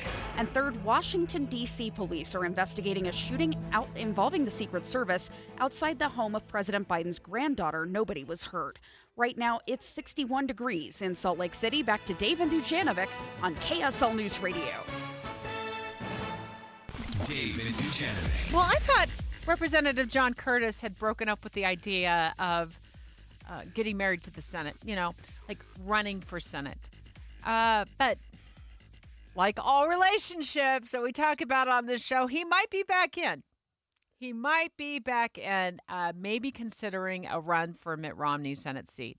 This isn't just a rumor, is it, Dave? Did I just... No. No, I read it. It was in the Deseret News the other day. You just autofilled my script with a bunch of words. That's nothing more than a rumor. See if she can really read it with a straight face. Did I sell it? Yeah, so he was going... It sounded like... it sounded like he was going back and forth. For a minute there, and then that he said. Remember, he told I think it was our Lindsay Aerts. He said, "There's a 9 out of 10 chance." This was back in September that maybe he might. It's up there in the 9 plus region. This is. I'll just say I'm not taking this lightly, and I'm taking the opportunity lightly. And then shortly thereafter, announced he wasn't running. Yeah, he told KSL News Radio that he had had a change of heart. My heart switched, and it just became very clear to me that I couldn't feel good about doing that with the work undone that I was doing right now and the commitments that I had made to my district. Stepping back and really saying what is best for the district, which I had made a serious commitment to. What is best for me and my family, and what's best for the state, kind of was obvious to me that the best thing for me to do was to continue to throw my heart into the 3rd District. And now, I think that heart may have switched again. He had a statement from Representative John Curtis who said, "The drumbeat from Utahns around the state asking me to reconsider my decision last month to stay out of the Senate race has been constant and consistent.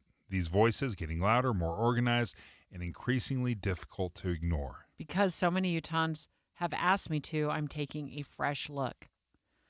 As part of that evaluation, I'm considering not only what is best for me and my family, but what's best for my current district and for our state. I'm counseling with friends, supporters, and my team. We would love it if he would counsel with us. Could he call? I think this is me observing what's going on in the Senate situation right now with Romney making the decision not to run again, and you've got former now House Speaker Brad Wilson was this Wednesday, not quite yet former. This Wednesday he will officially be resigned from his position up on Utah's Capitol Hill. So he's announced that he's running for Senator Romney's seat. We also have, in fact, he joined the show and has on September 27th made it official that he was running. Our future of our state and the future of our kids all depends upon it. Thank you for being here. Thank you for your support.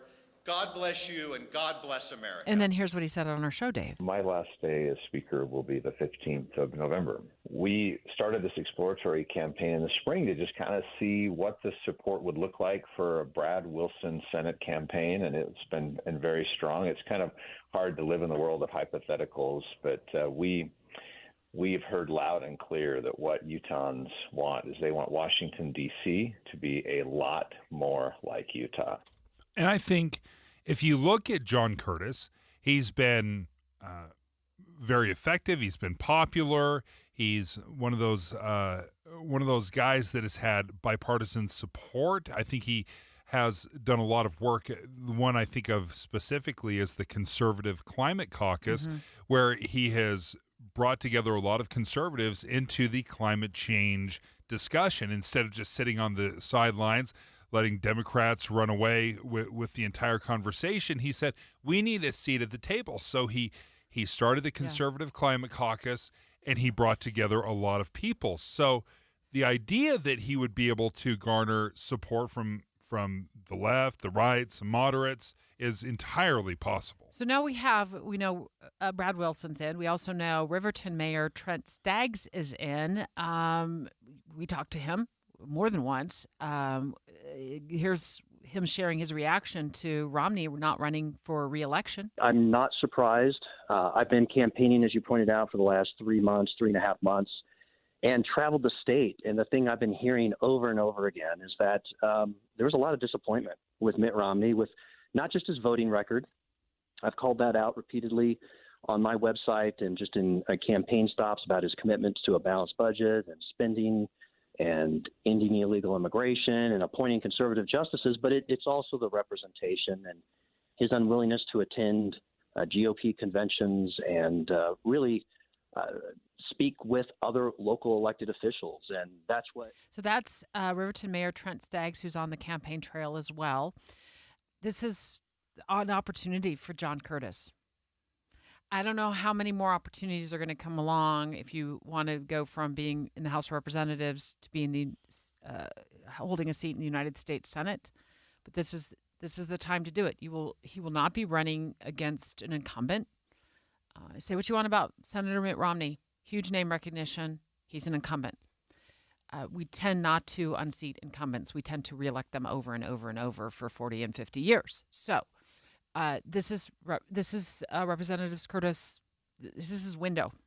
This is window to get into the race. I don't know what he's going to do, but that would be my counsel to him. And although the path to run or having been elected in the House of Representatives and then move over to the Senate, that happens occasionally, at least in recent memory, that has not happened here in Utah. If you look back at Romney, Lee, Hatch, Bennett, I mean, they did not come up through and win the Senate seat having previously served in the House. That's just not the path that they've used. So this would be unique in the sense also that he would have to simultaneously or maybe concurrently run for the House and the Senate, or maybe he resigns completely. Oh, yeah. Because he would be timing? He still has a year left. He still has a year plus left to serve in the House. So would he resign? Then that's a whole nother can of worms. So then it's like the evil you know. You give it up. And then you have to hope that you win your Senate race. Yeah. And if you don't, then you're out. you're out of luck. Yeah, Right? You'd have to choose, right? And if he did resign, that would be pretty devastating to the Republican Party, who already have a pretty narrow and thin margin in the House. If he did have to resign, or if he chose to resign and then run full time for the Senate. So maybe it's not just as easy as just go for it. Yeah. Yeah, definitely. This is There's your a lot to opportunity. it. You're not running against an incumbent. All right. Well, we'll stay tuned to see what Representative John Curtis decides to do. Maria Chaleos, I'm looking at her from behind the glass right now, ready to take over the microphone and get you up to speed on all the day's news. KSL FM Midvale. KSL Salt Lake City. Listen at home on any smart speaker. And in your car at 102.7 FM. This is KSL News Radio. Utah's news, traffic, and weather station. Good afternoon. This is Utah's Noon News. I'm Maria Chaleos. KSL's top story this hour. President M. Russell Ballard, acting president of the Quorum of 12 Apostles of the Church of Jesus Christ of Latter-day Saints, passed away last night at the age of 95. KSL News Radio's Dan Bomas has a look back at his life. Melvin Russell Ballard's ancestors included Hiram Smith and two apostles, grandfathers Melvin J. Ballard and Hiram Mack Smith. According to the biography Anxiously Engaged by Susan Easton Black and Joseph Walker, he attended East High School and the University of Utah before serving as a missionary in England, where he became a counselor in the mission presidency. Returning to Utah, he served in the Army Reserve and courted Barbara Bowen. They married in August 1951. They had 7 children. He went on to work as a top salesperson in his father's auto dealership and then in his own, as well as in a series of business ventures, including real estate and securities. President Ballard served as a bishop twice, as well as in a number of other church callings. He was a mission president in Canada when he was called to the first Quorum of 70 in 1976. In 1980, he was called to the presidency of the 70, and then, on a General Conference weekend, he got a phone call from President Gordon B. Hinckley. Sunday morning at about 7:30 in the morning, President Hinckley called me and asked me if I was out of the shower yet. He had such a great sense of humor. I said, "Oh boy, President, I'll say it. We're coming to conference." And he said, "Well, would you come by and see me at 9 o'clock in my office?" Elder Ballard was called that day to become a member of the Quorum of the 12 Apostles. In 2018, he was set apart as acting president of the Quorum. His service as an apostle took him to every corner of the globe, but he told a General Conference session the most difficult challenge came with the passing of Sister Ballard in 2019. Barbara and I were blessed to live together for 67 years, but I've learned in a very real way what it means to weep for the loss of those we love. Oh, how I love and miss her. President Ballard said then he took comfort in the hope of the reunion that is at the center of Latter-day Saint teachings.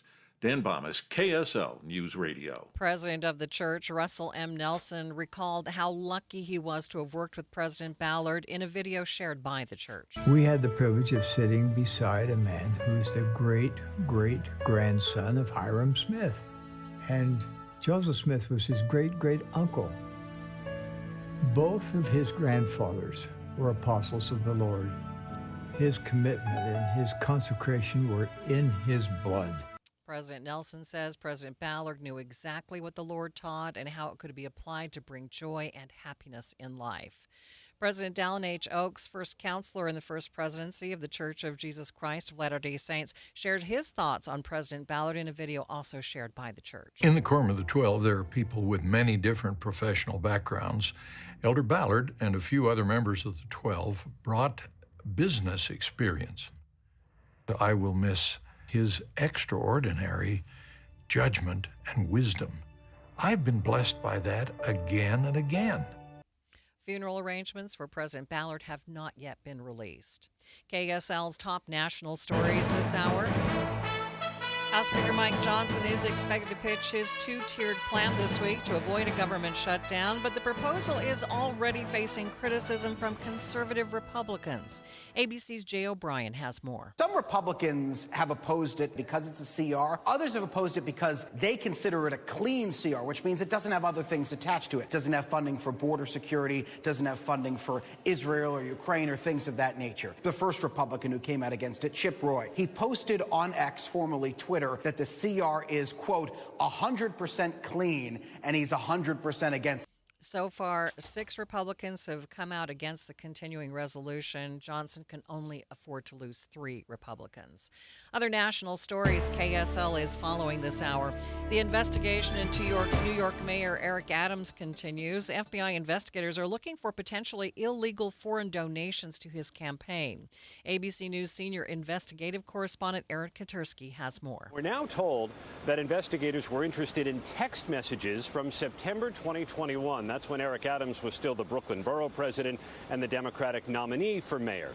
At that point, we're told the Turkish consul general had reached out, asking the mayor for help in keeping the opening of a new Turkish consulate here in New York City on schedule. There had been a delay with the building's occupancy permit. Adams texted the fire commissioner. The fire commissioner texted back to say the building would get the permit on time. The mayor continues to deny any wrongdoing. First Look Traffic. Good afternoon, Ricky Meese. Good afternoon, Maria. We have a big heads up for downtown drivers. A gas line break has caused the area of 800 South, 200 West to be blocked off. It's also affecting traffic on the Trax line. So you want to consider avoiding that and taking an alternate route. Ricky Meese in the KSL Traffic Center. KSL News Time, 12:05. Join us on the community's #1 resource for news and fair, enlightening talk. Listening to Dave and Debbie talk about the Israeli conflict was not one-sided. I really appreciate that. Listen between 9 and noon each weekday on KSL News Radio. Hey, Derek Overstreet here from the New Millennium Group, financial advisors in Utah. You know, I've been helping people retire in the state of Utah for the last 20 years. The way we do that is we actually find out what is important to you. We create a step-by-step plan that takes into consideration your income, your debt, whether you want money from real estate, stock market, annuities, life insurance, whatever. If you want to deal with professionals, people that are fiduciaries and have a legal responsibility and obligation to do what's in your best interest, give my team a call at 888-999-6370. That's 888-999-6370. Or go to my website, utahsfinancialplanner.com. If you'd like to retire 3 to 5 years before you thought it was possible, give my team a call right now. 888-999-6370. That's 888-999-6370. Hi, this is Doug Wright. I've got to tell you about the shopping trip that Dee and I just had at the Western Nut Company. We went in there to pick up things for upcoming events and dinners and hostess gifts, and you walk through the doors, and it is just overwhelmingly Christmas. It is beautiful. As a matter of fact, a woman just in front of us was clearing the shelves of decorative items, anticipating the big Thanksgiving dinner. You're going to find all of the nuts that you have loved for years, the goodies. One woman next to me was asking, hey, where are the chocolate-covered cinnamon bears? I happen to know right where they are. They're a personal favorite of mine as well. The Paul's Brittles and popcorn. You know, Western Nut Company has been doing this now for almost 60 years. For our family, it just wouldn't be Christmas without the Western Nut Company. Right now would be the perfect time to take care of the corporate gift-giving things for your business at Western Nut Company, 434 South on 3rd West, or go online, westernnut.com. There are 500 homeless who remain unsheltered every night, sleeping in the streets. You can help by helping the rescue mission of Salt Lake restore lives. Visit rescuesaltlake.org. Thank you for joining us for Utah's Noon News, recapping our top local story. We are continuing our coverage of the passing of M. Russell Ballard, acting president of the Quorum of 12 Apostles of the Church of Jesus Christ of Latter-day Saints. KSL News Time, 12:08. State police say one person is dead after an accident involving someone outside their car on I-15.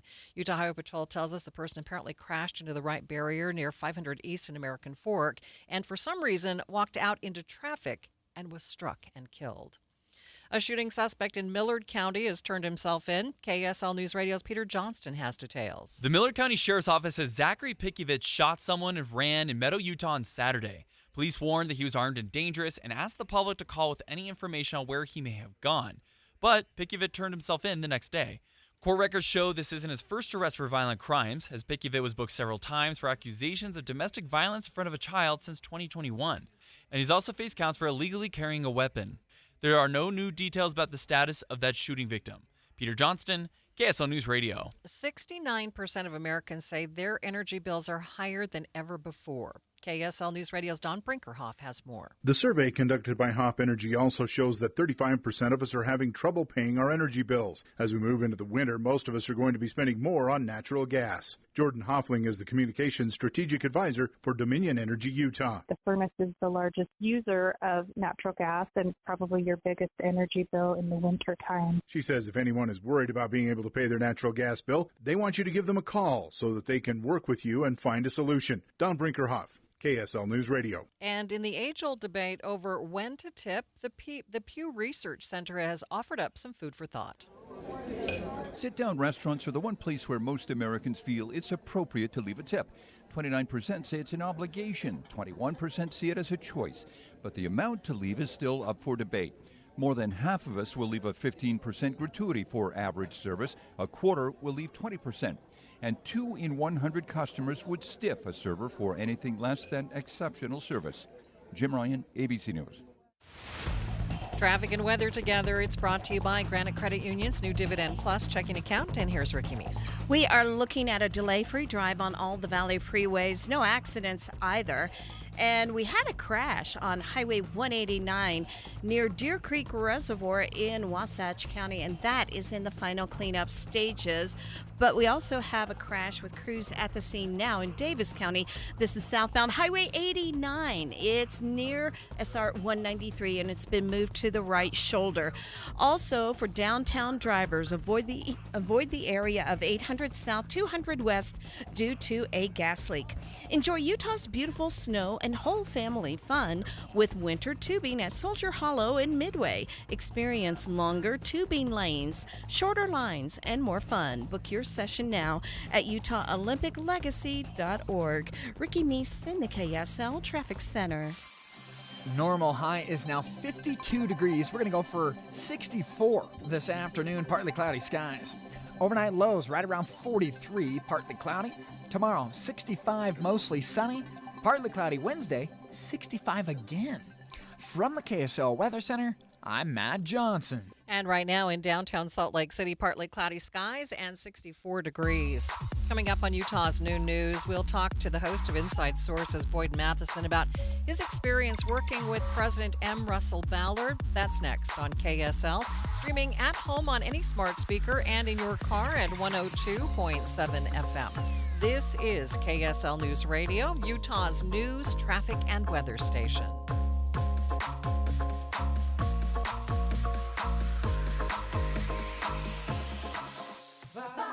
Advertising used to be simple. Your options were radio, TV, newspaper, and let's not forget the yellow pages. Now it seems like a tidal wave of options. Podcast, cable TV, streaming, OTT, CTV, audio networks, smart speakers. On top of that, you need digital marketing for your website along with SEM, SEO, display, video, YouTube, email, and all the social media platforms.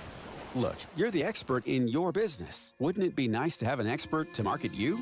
We are Bonneville Salt Lake, the local marketing and media company you know and trust. We reach customers across all digital and social platforms and have the reach of traditional advertising available as well. We find your customer anytime, any place, anywhere on any device here in Utah or anywhere in the world. We work to optimize your results with our in-house local team of experts, providing you with qualified leads, not just impressions. Contact us at aimyourdigital.com for a free consultation, including a complete digital audit with no obligation or cost to you. We are Bonneville Salt Lake. Your success starts at aimyourdigital.com. Food brings people together, but for many families, figuring out where their next meal is coming from is a challenge. 1 in 10 children struggle with hunger in Utah.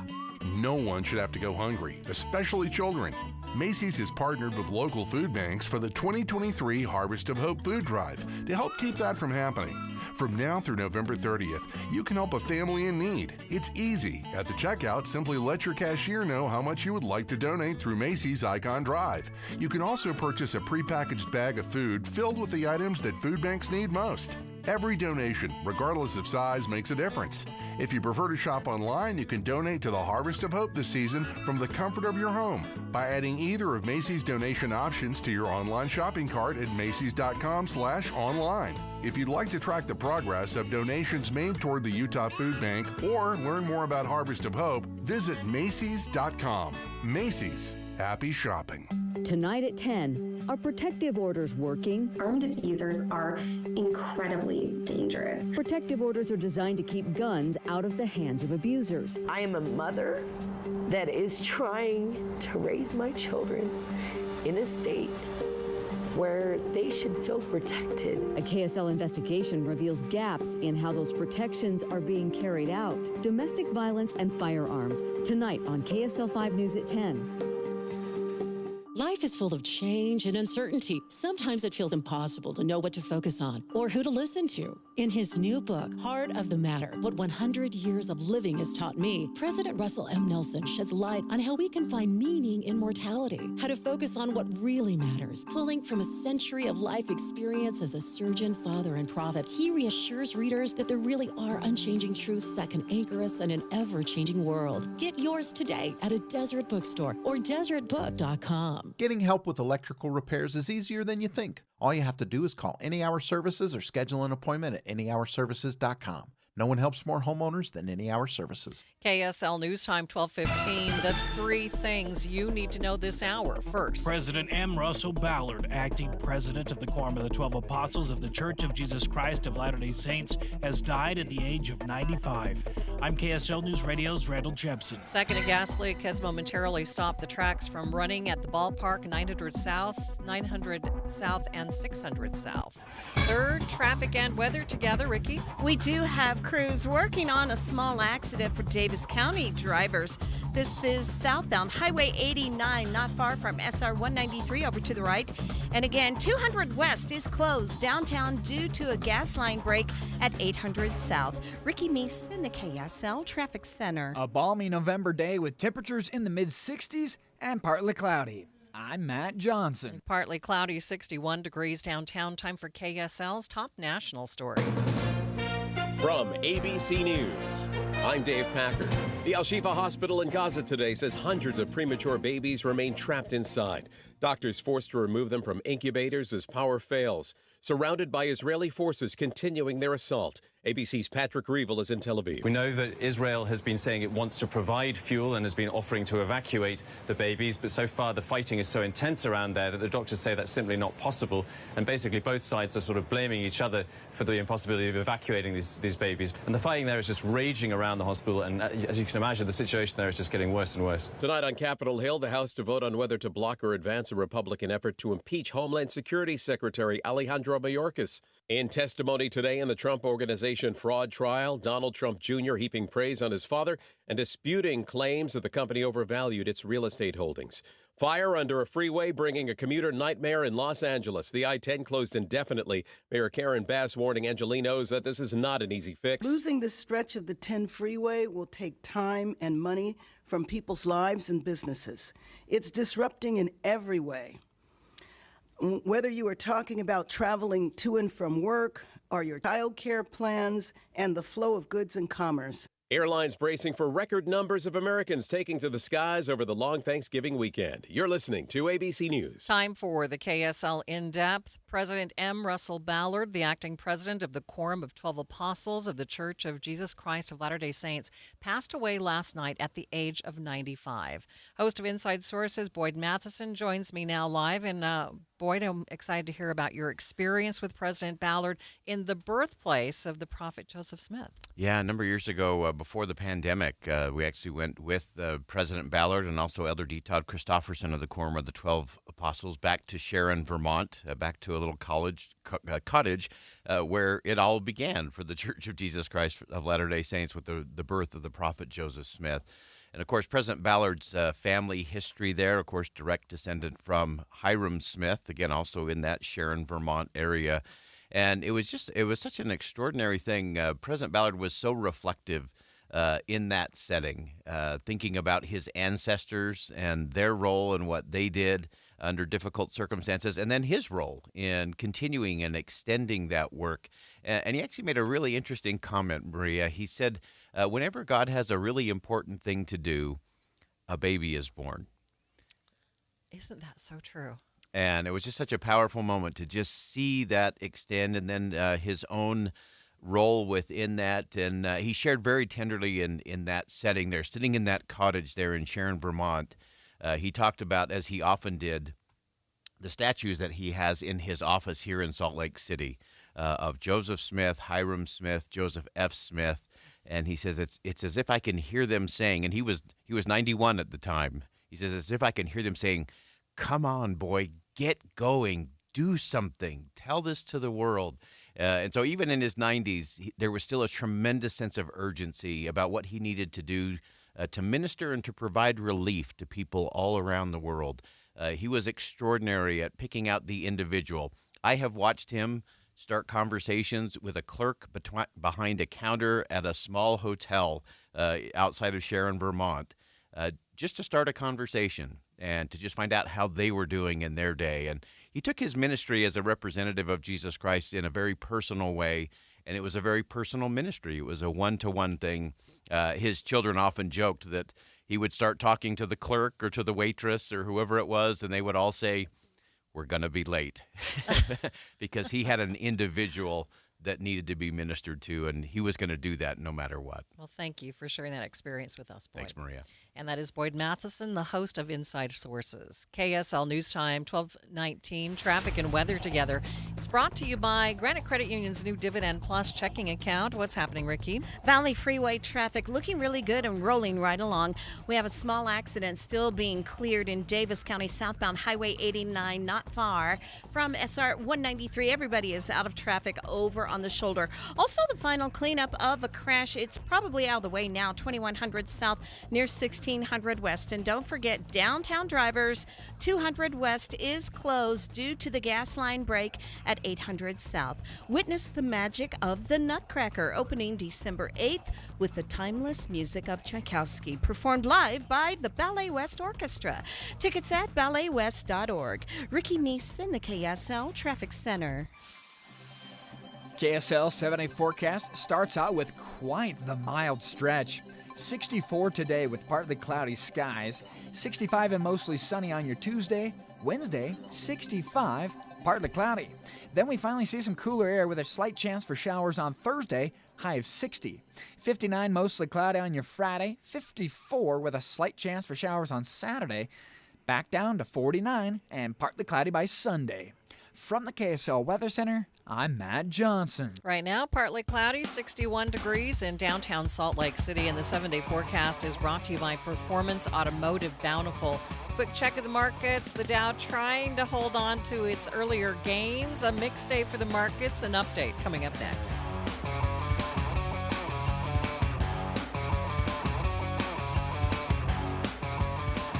The Zero Res Food Drive is on. All this month, schedule a cleaning with Zero Res Carpet Cleaning, make a donation at the time of service, and you'll pay just $25 per room. Each year, Zero Res collects between 2,000 and 3,000 pounds of food during the food drive. And with your help this year, they could do even more. Zero Res is the only no-residue carpet cleaner in the area. With their ZR water, there's no soaps, no shampoos, and no residue left behind. So your carpets stay cleaner longer. Plus, with a no-residue cleaning, you don't have to worry about any nasty chemicals left behind either. Zero Res is safe for people, pets, and the planet. Schedule your cleaning today. The $25 sale ends Tuesday. You don't have to clean today, but you do have to get on the schedule.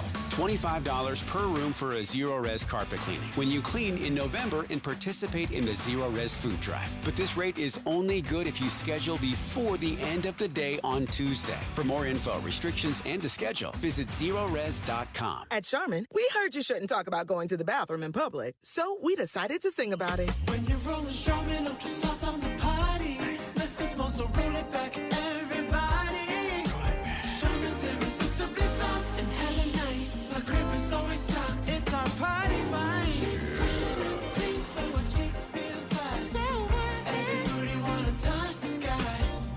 Ultra Soft is irresistibly soft and more absorbent so you can use less. Enjoy the go with Charmin. A psoriasis flare-up can make a walk in the park, well, no walk in the park. It's that obvious, huh? I've tried so many lotions and creams, but I still have symptoms. So those don't do enough to treat the inflammation beneath the skin, leaving you with those uncontrolled symptoms. Makes sense, but what else can I do? You can get real with your dermatologist so they can help you get clear. Make an appointment and, oh, you're already on it. Hi, yes, I'd like to make an appointment. Get real clear about psoriasis at letsgetrealclear.com. Sponsored by AbbVie. As the weather turns colder, this is when you need to get those new windows. So call Advanced Window Products. They'll replace your single-pane, rickety old windows with stylish, state-of-the-art double-pane windows with precision frames. You pick the style and color. They're custom-made right here in Salt Lake City. This company is so Utah. It's run by two guys who grew up here, Jake Weber and Utes defensive star Nate Orchard, the mayor of Sacktown with 7 NFL seasons under his belt. Great guys, great company building high-quality windows for 37 years. Unlike other companies, they build the windows, they install the windows, and they guarantee them for life. No middleman. There's Jake, Nate, and their team, and there's you. Saving on the highest quality windows. Right now, before winter, get $2,000 off 10 windows or more, and they offer 60 months, 0% financing. So call Advanced Window Products now. You could have stylish new windows in 8 weeks.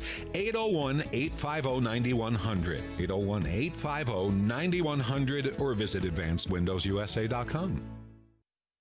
KSL News Time 1225. One of Earth's planetary neighbors isn't as savage as we think. Scientists recently discovered a thin, albeit unbreathable, layer of oxygen in Venus's atmosphere.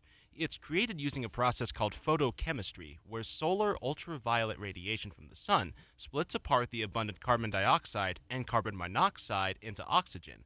The O2 then gets blown around the planet by winds to its more darker side. Michael Commit, KSL News Radio. Watching Utah's money, a blueberry pie may not be on the menu for Thanksgiving dinner this year. Blueberry prices are up 40%. A warm year in Peru left the plants with less than desirable conditions. Now, the country says they have never seen a drop in supply like this. More pet food is getting recalled for possible salmonella contamination. The recall now includes over 25 types of dog food and 6 types of cat food. A full list is available on the FDA's website. Amazon is expanding into the medical business. For just $9 more a month, Prime members can receive virtual care services through One Medical. Providers will be able to video chat, provide basic information, and referrals. And taking a look at your money at this moment, the Dow is up by 62 points, sitting at 34,345. S&P 500, it's up by just a point, and the NASDAQ down by 3 points. A Utah professor is working to clean up outer space. Jake Abbott is a mechanical engineering professor at the University of Utah and has come up with a way to clean up space junk. He has created an omni-magnet that creates a dipole field which will work to slow down the rotation of objects in space. We will detumble the object, and then once the object isn't spinning anymore, then there's lots of kind of traditional robotic approaches you can use. You can reach out and grab it with a hand, basically. Slowing down the debris allows them to either repair the object or shift them to burn up in orbit. An invention like Abbott's is valuable to clear the space around the Earth and further protect important technology like satellites. Alessandra Harris, KSL News Radio. KSL is more than a news station. It's a meeting place. What an extraordinary and forgiving nature. I love stories like that. It's where neighbors and coworkers engage with the community, where anyone can get the very latest news from Midvale to the Middle East. Police have located the vehicle. Mitt Romney says he's not considering another run for president. They've opened up that right lane of travel. This week, join the anchors and hosts Utah has relied on for generations. We have you covered at KSL News Radio. Hello, car donation hotline. Hi, I'd like to donate a car to the Utah Kidney Foundation. Are you in Utah? Awesome. Let's get some info and we'll send you a tow truck. But I want my car donation to benefit my neighbor in Farmington who needs a transplant. Are you in Utah? That's a gnaw. I'm in SoCal, but you're still donating to charity. What charity? Doesn't matter. Yes, I want my donation to stay in Utah. Righteous dude. You need to call Tow Cars in Utah. Locals only, am I right? Oh, yeah. I remember tow cars with a K like kidney. It's on a billboard somewhere. TOWKARS.org. That's it. Towcars.org. If you'd like your vehicle donation to help Utah kidney patients in the Beehive State, please use the web address on their billboard, towcars.org, to donate your old car or truck. That's TOWK like kidney, ARS. Towcars.org. KSL News Time, 1229. Traffic and weather together. It's brought to you by Granite Credit Union's new Dividend Plus checking account. And here's Ricky Meese. We are looking at a quiet drive on the Valley freeways. No problems reported there. Again, downtown 200 West is still closed at 800 South due to that gas line break, and they're likely going to have that cleaned up within the next 10 to 15 minutes. The final cleanup of a small accident over to the shoulder. This is southbound Highway 89 in the Layton area near SR 193, again out of traffic, so no delays. Join the Utah Symphony for the greatest classical hits from the 1700s to today. Tickets start at $21. Get yours today at utahsymphony.org. Ricky Meese in the KSL Traffic Center. We've got partly cloudy skies on tap for today and a mild high of 64 degrees. Overnight lows will be in the low 40s, partly cloudy. Tomorrow's mostly sunny, high of 65.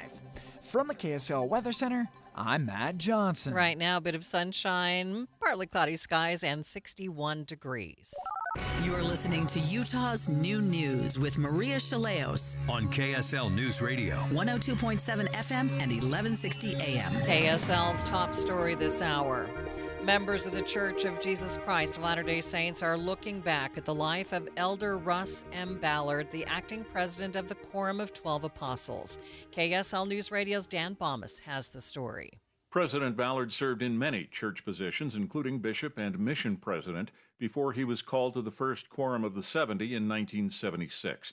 He was called as an apostle in 1985.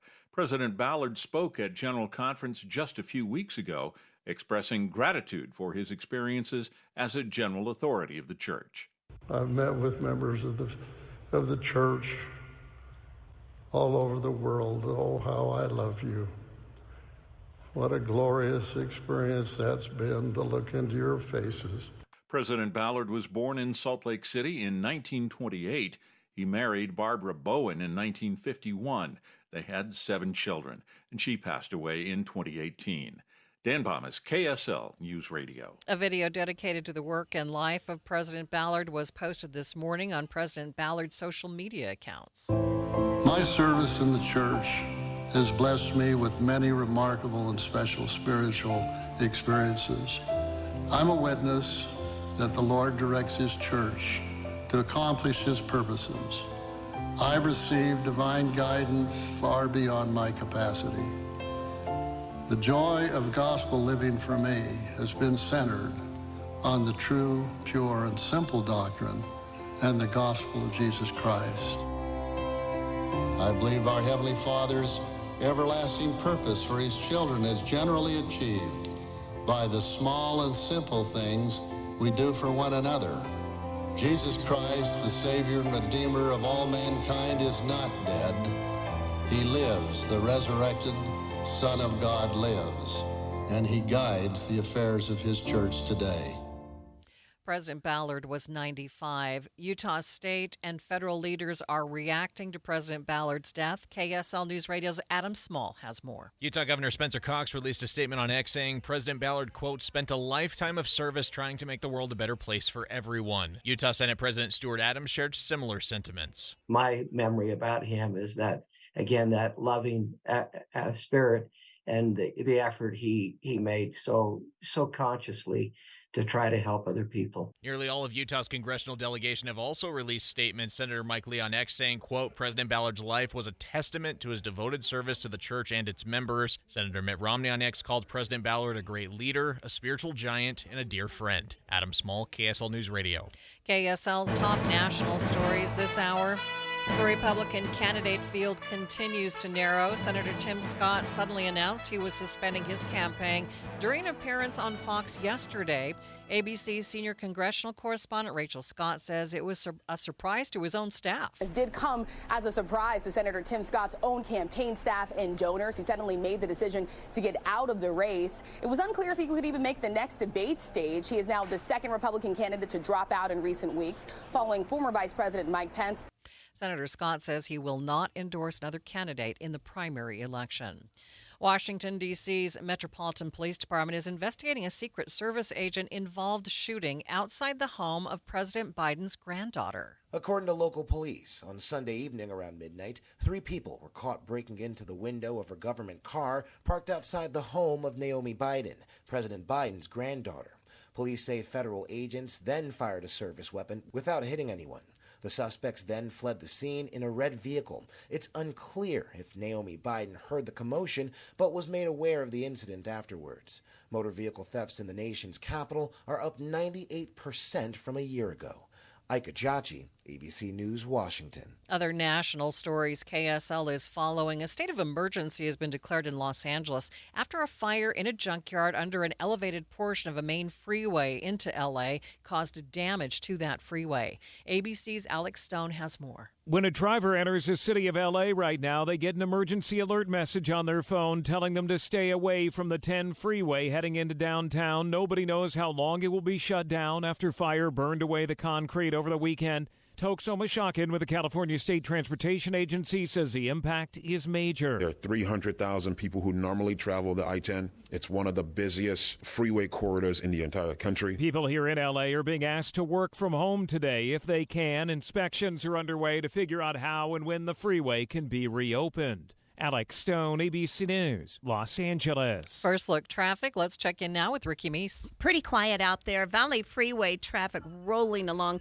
including on I-15 in Utah County, where we had I-15 and all the surrounding surface streets really jammed up from other issues just about 90 minutes ago, but you're clear to go. Ricky Meese in the KSL Traffic Center. KSL News Time, 12:35. Listen to KSL for news to get exactly what you want. It's a good place to get accurate news. They do the in-depth, reliable, balanced, thought-provoking. Hear the important stories, the stories that affect you. On KSL News Radio.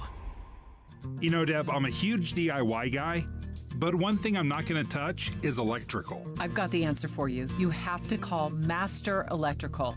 They have what's called upfront pricing. You know how bids can be a guessing game, and the longer an expert's in your home, the bigger the bill is? Not with Master Electrical. This upfront pricing is amazing. Yeah, their pricing system won't even allow them to go higher. They do everything that has to do with electrical. You need lights? Call Master Electrical. Ceiling fans, smoke detectors, generators, batteries, even EV chargers. And all that pricing is upfront, and it's a guarantee. Master Electrical proudly serves from Logan to Santaquin. And they're always open, so if you have some emergency, they're there. So give them a call at 801-543-2222. That's 801-543-2222. Or you can check them out online at masterelectrical.com. Do it today. Get early access to Macy's Black Friday specials and find big savings on gifts they'll love right now while supplies last. Like the season's latest coats, 60 to 65% off. Select boots and shoes for her, just $19.99. And update your space with furniture, mattresses, and rugs, now 20 to 70% off. Plus, get your online order even faster with store pickup, now at Macy's. Savings off sale and clearance prices, exclusions apply. Gillette Heating and Air Conditioning is offering furnace maintenance for 30% off. Call 385-GET-HEAT today to take advantage of this limited time offer. Carrier, turn to the experts. KSL News Time, 12:37. Thank you for joining us for Utah's Noon News, recapping our top story. Local lawmakers are reacting to the death of President M. Russell Ballard, offering condolences and recalling their experiences with the acting president. KSL News Time, 12:37. Breaking news, the Supreme Court has adopted a formal ethics code for the first time ever. It follows demands for something to be done after reports of unnecessary luxury travel by justices and influence campaigns aimed at the court.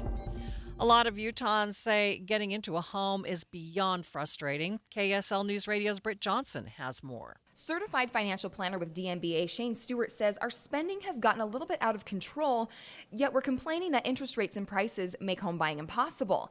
Our spending and demand has contributed to our inflation problems, and many are adopting bad habits because they think, what's the point in saving when I'll never get there? Stewart says rates and the economy will eventually change, so now is the time to save and be ready.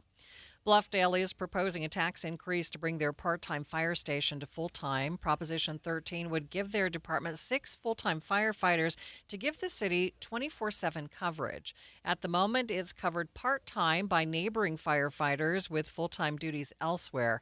Fire Chief Matt Evans explains part of the problem that he faces right now. In the morning, a lot of them either are coming from work or leaving to work to go to their full-time jobs. And there's a period of time, maybe an hour in the morning, that we have no coverage in the city. Voters will decide yes or no on the general election ballot that is scheduled for the 21st. A fatal accident in American Fork leaves one person dead and commuters stuck for more than an hour. KSL News Radio's Eric Cabrera has more. According to Sergeant Cam Roden with Utah Highway Patrol, a car crashed into a barrier on I-15 around 5th East and American Fork exit. The driver got out and was hit by another car, causing fatal injuries. A passenger left the scene but was later found and is being talked to. No other injuries were reported. The accident caused over an hour delay for commuters in Utah County, and the investigation is ongoing. Eric Cabrera, KSL News Radio.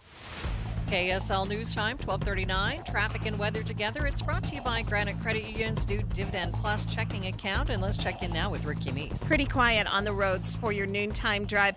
We did have the gas leak at 800 South 200 West, and it had affected travel on 200 West for a while. They are in the cleanup stages of that, so downtown drivers, be patient. Salt Lake County freeways looking good with no other problems. How do you know if you're getting the best deal on employee benefits? Well, you don't, unless you get free quotes from every insurance company every year.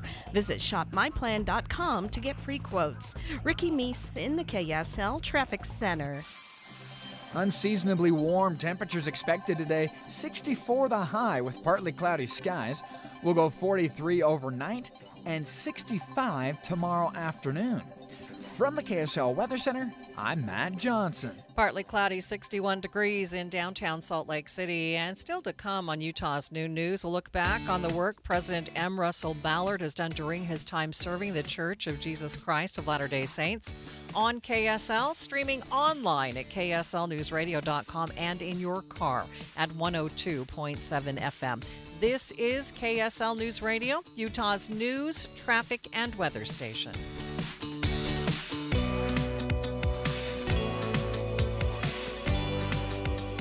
Up to a 30% upfront bonus and 12% per year guaranteed growth for retirement. I'm Jeff Jr. with Trajan Wealth, and these are the highest guarantees with annuities I have seen in my life. When interest rates are this high, there are silver linings, and annuity guarantees are one of them. Up to a 30% bonus upfront for retirement income. On $100,000, that's up to $42,000 guaranteed in the first year. And it's because of the economy and its high interest rates. Don't let anyone, especially another financial advisor, tell you it's not true. Up to 30% upfront just for opening an account and up to 12% per year guaranteed income growth. Don't miss out. This won't last forever. If you have an old 401k, get up to 30% upfront and 12% guaranteed growth for income today. Call 801-899-7600. That's 801-899-7600. Guarantees are based on the claims paying ability of the issuing insurance company. Earlier this summer, I was diagnosed with type 2 diabetes, and that was very concerning for me because of some family history that went along with it. But I asked the doctor, is it reversible? And he said, yeah, if you act now. So one of the things I needed to do was lose weight. So what I did is I started my SOTA weight loss journey 6 weeks ago. And in the last 6 weeks, I have dropped just under 30 pounds of fat weight. And I feel great. The best part of it all is I went to and had my blood drawn yesterday. And when I got it back, my A1C, which it marks your blood sugar and it's what tells you if you're diabetic, was half of what it was back at the beginning of June, and that is for certain because of the things that have happened based on the benefits from SOTA weight loss. So I want you to go to sotaweightloss.com, SOTA weightloss.com, and check out the reviews of the 8,200 other people who have been positively affected by SOTA, as I have. I've been averaging 5 pounds a week lost, just under that, over 6 weeks. The Zero Res Food Drive is on. All this month, schedule a cleaning with Zero Res Carpet Cleaning, make a donation at the time of service, and you'll pay just $25 per room. Each year, Zero Res collects between 2,000 and 3,000 pounds of food during the food drive. And with your help this year, they could do even more. Zero Res is the only no-residue carpet cleaner in the area. With their ZR water, there's no soaps, no shampoos, and no residue left behind. So your carpets stay cleaner longer. Plus, with a no residue cleaning, you don't have to worry about any nasty chemicals left behind either. Zero Res is safe for people, pets, and the planet. Schedule your cleaning today. The $25 sale ends Tuesday. You don't have to clean today, but you do have to get on the schedule. $25 per room for a Zero Res carpet cleaning when you clean in November and participate in the Zero Res Food Drive. But this rate is only good if you schedule before the end of the day on Tuesday. For more info, restrictions, and to schedule, visit ZeroRes.com. Jeff Kaplan. I'm energized by breaking news. First of all, because it's right now, and second of all, because in many cases the audience needs to know. There's no more important service that we can provide, and I find it critically important to get more details to the audience as quickly as possible. There's nothing more energizing than that for me. Not at all. The most important thing we do is breaking news. Jeff Kaplan's Afternoon News, 3 to 7 on KSL News Radio. KSL News Time, 1245. The 3 things you need to know this hour. First, Utah state and federal leaders are reflecting on the life of President M. Russell Ballard, many sharing memories of his service and care for those around him. KSL News Radio's Adam Small. Second, a man is dead after a crash on I-15 in American Fork. UHP says it started as a fender bender. Third, traffic and weather together. Ricky? We are still looking at a really good drive on all the Valley freeways. We still have the cleanup of a crash as well, too. But this is in Davis County on a main secondary, southbound Highway 89, not far from SR 193. Ricky Meese in the KSL Traffic Center. Mild air has moved in. We'll go for mid-60s, not only today, but the next couple. I'm Matt Johnson. Partly cloudy, 61 degrees in downtown Salt Lake City. Time for KSL's top national stories from ABC News. Moments from now in the Oval Office, President Biden expected to sign a memorandum establishing the White House Initiative on Women's Health Research. Doctors trapped inside Gaza's hospitals, rapidly deteriorating conditions inside for both patients and staff. ABC's Patrick Reevell is in Tel Aviv with what's happening at Gaza's second largest hospital. We've been talking most days with some of the doctors there, and, they said that the water tank on top of the hospital had been destroyed, meaning there's now no water. There's virtually no power. There's also bodies just lying out in the open in the courtyard because they have nowhere to bury them. They told us that they have to close the windows and the stairwells to stop the smell of the decaying bodies outside and also the garbage piled up inside the hospital. For the first time, the Supreme Court says it's adopting an ethics code as the justices face criticism over undisclosed travel and gifts. Donald Trump Jr. heaping praise on his father and his company as he testifies at the Trump Organization fraud trial in New York. Dave Packer, ABC News. Time for the KSL In-Depth. President M. Russell Ballard, the acting president of the Quorum of 12 Apostles of the Church of Jesus Christ of Latter-day Saints, passed away last night at the age of 95. KSL TV religion and arts reporter Carol Makita joined Utah's Morning News to share her memories of working with the president. When we traveled to Rome and particularly the Vatican, and President Ballard was side by side with President Nelson as they met with Pope Francis. It occurred to me this morning that President Ballard has been a part of those historic moments in the Church of Jesus Christ of Latter-day Saints, as well as part of the history of this church with his connection to the founding family, shall we say, a great-great-grandson of Hiram Smith. So it is both ends of the spectrum. An interesting moment that I had with him after that was a conference special that I was doing on the art in the church.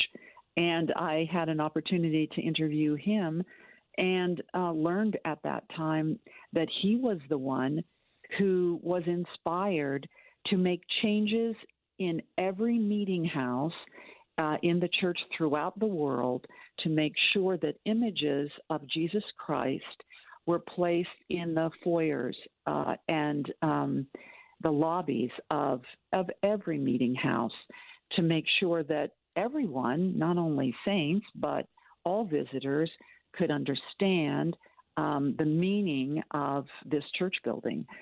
So he continued to influence the church in that way. And I also had a thought today about an interview that I'd done with him several decades ago, because he was, at the beginning of his apostleship, traveled to Ethiopia. At that time in 1985, there was a horrific famine. And he took a collection of money, a worldwide fast that church members had participated in, and took it there to provide for the starving people in Ethiopia, and worked hand in hand with the Catholic Church to be able to bring in supplies. Makita says his interfaith work will always be remembered. KSL News Time, 12:49. Traffic and weather together. It's brought to you by Granite Credit Union's new Dividend Plus checking account. What's happening, Ricky? We are looking at a nice and quiet drive on the Valley freeways. Now, we still have a small accident in the clearing stages southbound Highway 89 near SR 193 in Davis County. If you're passing that area of Layton, it's out of traffic over on the shoulder, so it hasn't caused any kind of delays. And overall, it's pretty quiet out on the freeways and main secondaries in Salt Lake County. There are 500 homeless who remain unsheltered every night, sleeping in the streets. You can help the rescue mission of Salt Lake restore lives. Visit rescuesaltlake.org. Ricky Meese in the KSL Traffic Center. KSL 7-day forecast. We are way above the normal today with a high of 64, partly cloudy skies. Mostly sunny, 65 on Tuesday. We'll do it again at 65 on Wednesday, partly cloudy.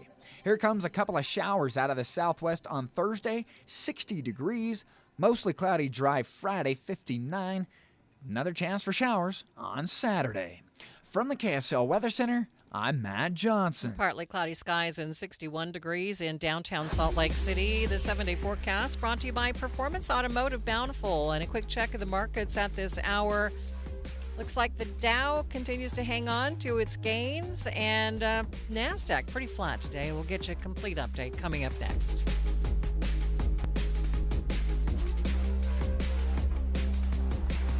Hi, this is Doug Wright, and when my wife Dee and I moved into our new home a few years back, would you care to guess what was one of the first purchases we made for the home? It was a water softener, Doug. That's right, but not just any water softener. The fact is, we, Dee and I, just won't settle for anything less than Kinetico. For one thing, Kinetico softeners are so well designed, they use 2/3 less salt than other softeners. And I tell you, my back really appreciates carrying in just one bag of salt compared to 3 that my neighbors are carrying in. For another, Kinetico's all-mechanical design never needs adjustment, even if the power goes out or some household water use changes. In fact, it's virtually maintenance-free, meaning there are no annoying knobs to fiddle with. You really should look into the water softener from Kinetico. To learn more, call Kinetico of Utah at 801-576-8600 or go to softwaterutah.com. That's softwaterutah.com. Smart is knowing when your buddy is bluffing at the poker table and not falling for it. Smart is staying one step ahead of the pack. And now, smart also means planning ahead. IWC Roofing has a great idea. Schedule your free estimate now and receive 2023 pricing in 2024. Plus, save an extra $1,000 when you call today.